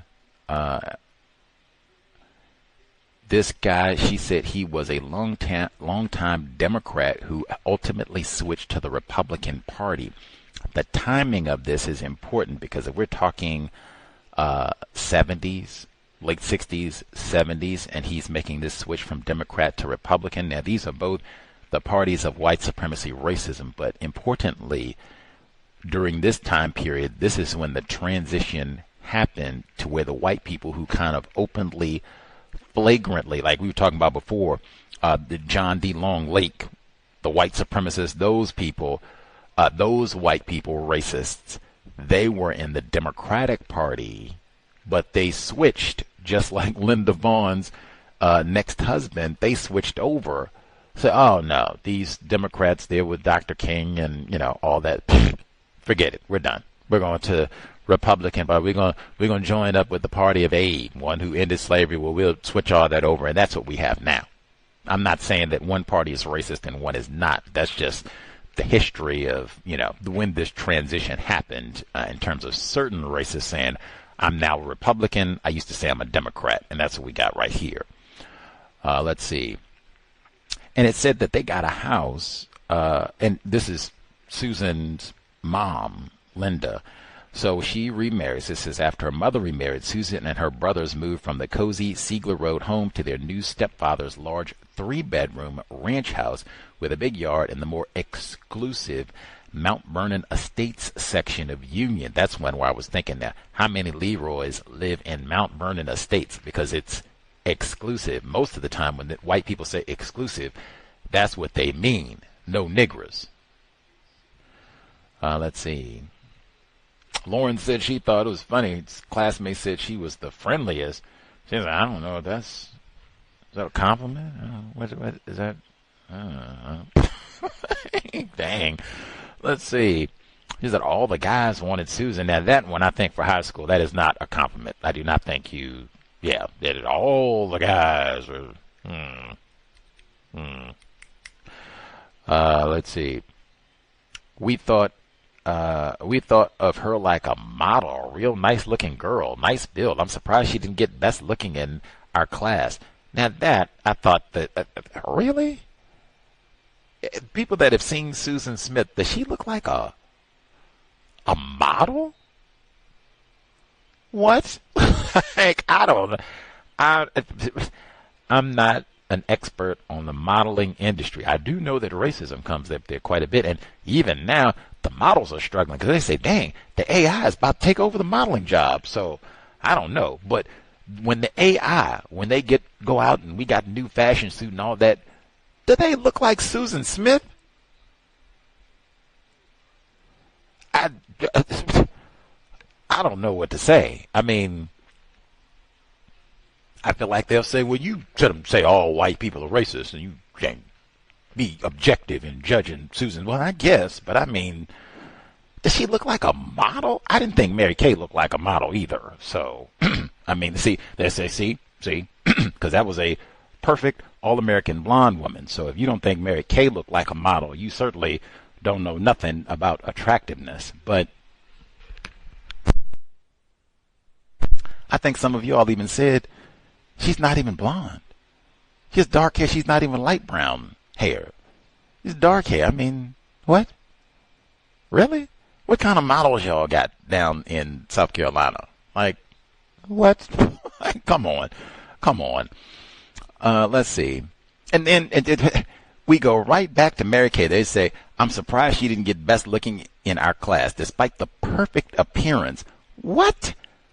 That's 2 books in a row that we read where a white woman is described as being perfect. They don't ever describe no Negro as perfect. No aspect of you. Perfect appearance, perfect physique, perfect hair. Sorry. Never. They don't even say Kobe Bryant. Oh, he's perfect jump shot. Bron James, he's perfect basketball.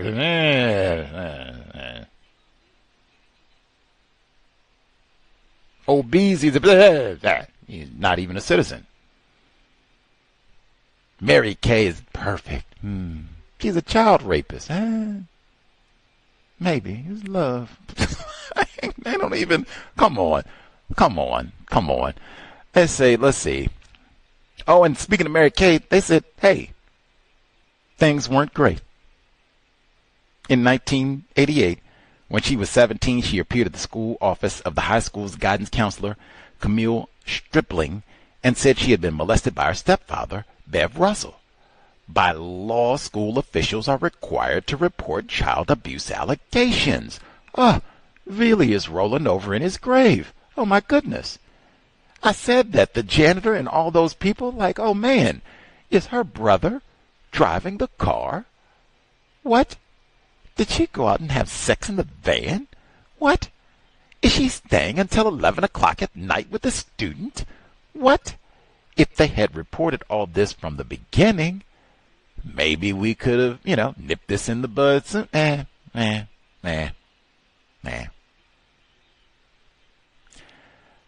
in early 1989, when the sheriff at the time, William Jolly, attempted to investigate the molestation charges, Susan and her mother, Linda, said they did not want to pursue it any further. That's what we heard from Veely and his mother. I even thought of Greg Olson, like, hey, maybe this is what he said. The families handled this privately. Isn't that what he told us? Maybe this is an illustration of what that looks like. It shouldn't end with children being killed or raped, but,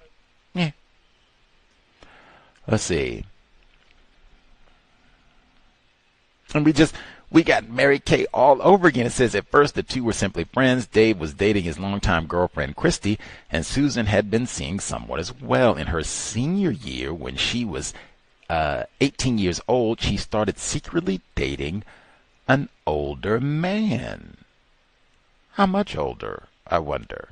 Like, what are we talking? Mary Kay type thing? Like, she's 18 and he's 35, 37, 30, 25. How much older? This might be any of those numbers. Like, if you're up at the high school, waiting, like, what day do you turn 18? Oh, okay. You said August 5th? Okay. I'll be outside August 4 at 11:59. Like, what? Dare I say, white people do not care about children one more again, that this is just standard operating procedure? Listen, and we did hear about that a few times, because it wasn't just Mary Kay. They had the Asian gang and all the rest of it, like hearing about it over. Even her dad, he was dating one of his students, like just hearing about this over and over. White culture. All the way back to the plantation. Thomas Jefferson, fondling fathers.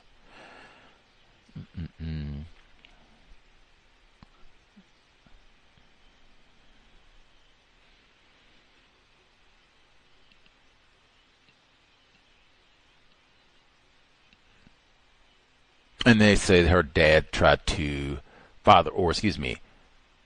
Susan walked in on her father-in-law's home and found him half collapsed on the floor. Same thing I said before, like white people in this supreme position, and oh man, we've heard tons of black people. Their son got sold down the river and didn't get proper medical treatment. The police, Klan, blamed for being a rapist, like all of this. And they soldier on and persevere and, get through it, try to produce justice sometimes. Let's see, chapter 5. I thought that was really important, too, that these are like, these are not even like powerful upper-class white people. These are kind of like no-count, low class, like these aren't even, what do they call middle class? These are like low class white people. These aren't even middle class. No. I mean, the lowest of the low rung white people, and they got almost $50,000. Like, dang, a solid $40,000 income, and then you adjust for inflation and everything. Like, wow, this adjusted for inflation, they would be nipping at $100,000 between them. They'd be a little short, probably close to about $80,000, but still nipping, as I said, at $100,000 between them for no, and they don't have no bulky college degrees to pay for. They said she had taken a few classes at the University of South Carolina, but they didn't say she enrolled and had no big tuition. I just go get me a class here, class there, and we doing well. We doing what? That's what I'm saying. Like, y'all, shit, you got a house and everything. Like, dang, what's the problem? What's the problem? You're white. What's the problem? The world should be your oyster. Dave, you got a chick on the side. She got a chick on the side, or a man on the side. What's the problem? Let's see.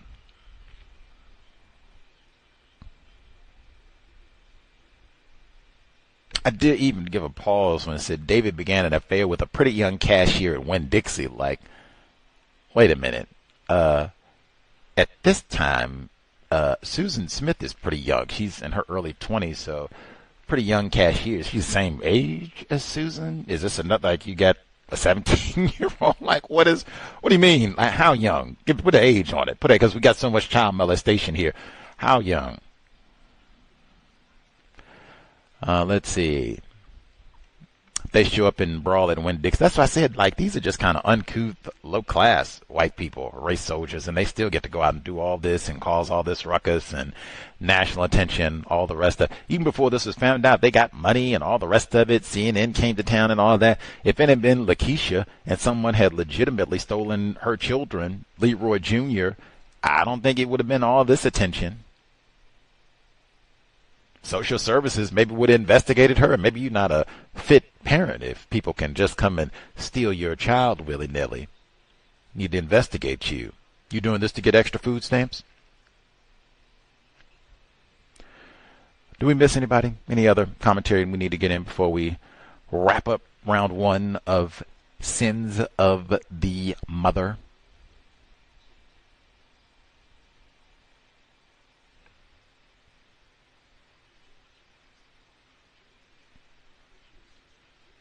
We'll assume folks are satisfied for the first time around. We'll pick back up next Friday, same time, 8 p.m. Eastern, 5 p.m. Pacific. I'm going to have to even double check to see if the author, Maria Eftimiades,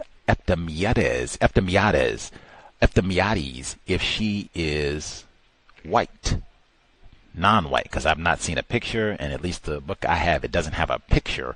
Even her name, Eftimiades. That would be one I might say, is this a non-white person? But I don't know. I need to see pictures. That'll be something we can kind of see if folks find pictures. What does she look like? We can, keep that in mind as we read the rest of Sins of the Mother, as well as the title of the book, Is That It's Significant and Why. We'll be here tomorrow, compensatory call-in, 8 p.m. Eastern, 5 p.m. Pacific. Catch up on what's transpired the last 7 days on the plantation, end of summer 2025. Sobriety would be best under conditions of white supremacy. We need high-functioning brain computers to solve the problem. Especially, you have all these race soldiers lying. Oh, man, we need high-level thinkers to weed out all the deception that is coming at us all the time. Leroy stole my car. Leroy, you think? Yeah. Creator, we ask that you remind us to stop saying, not all white people are racist. Remind us to stop producing throwaway offspring to be raped by Mary Kay or killed by Susan Smith.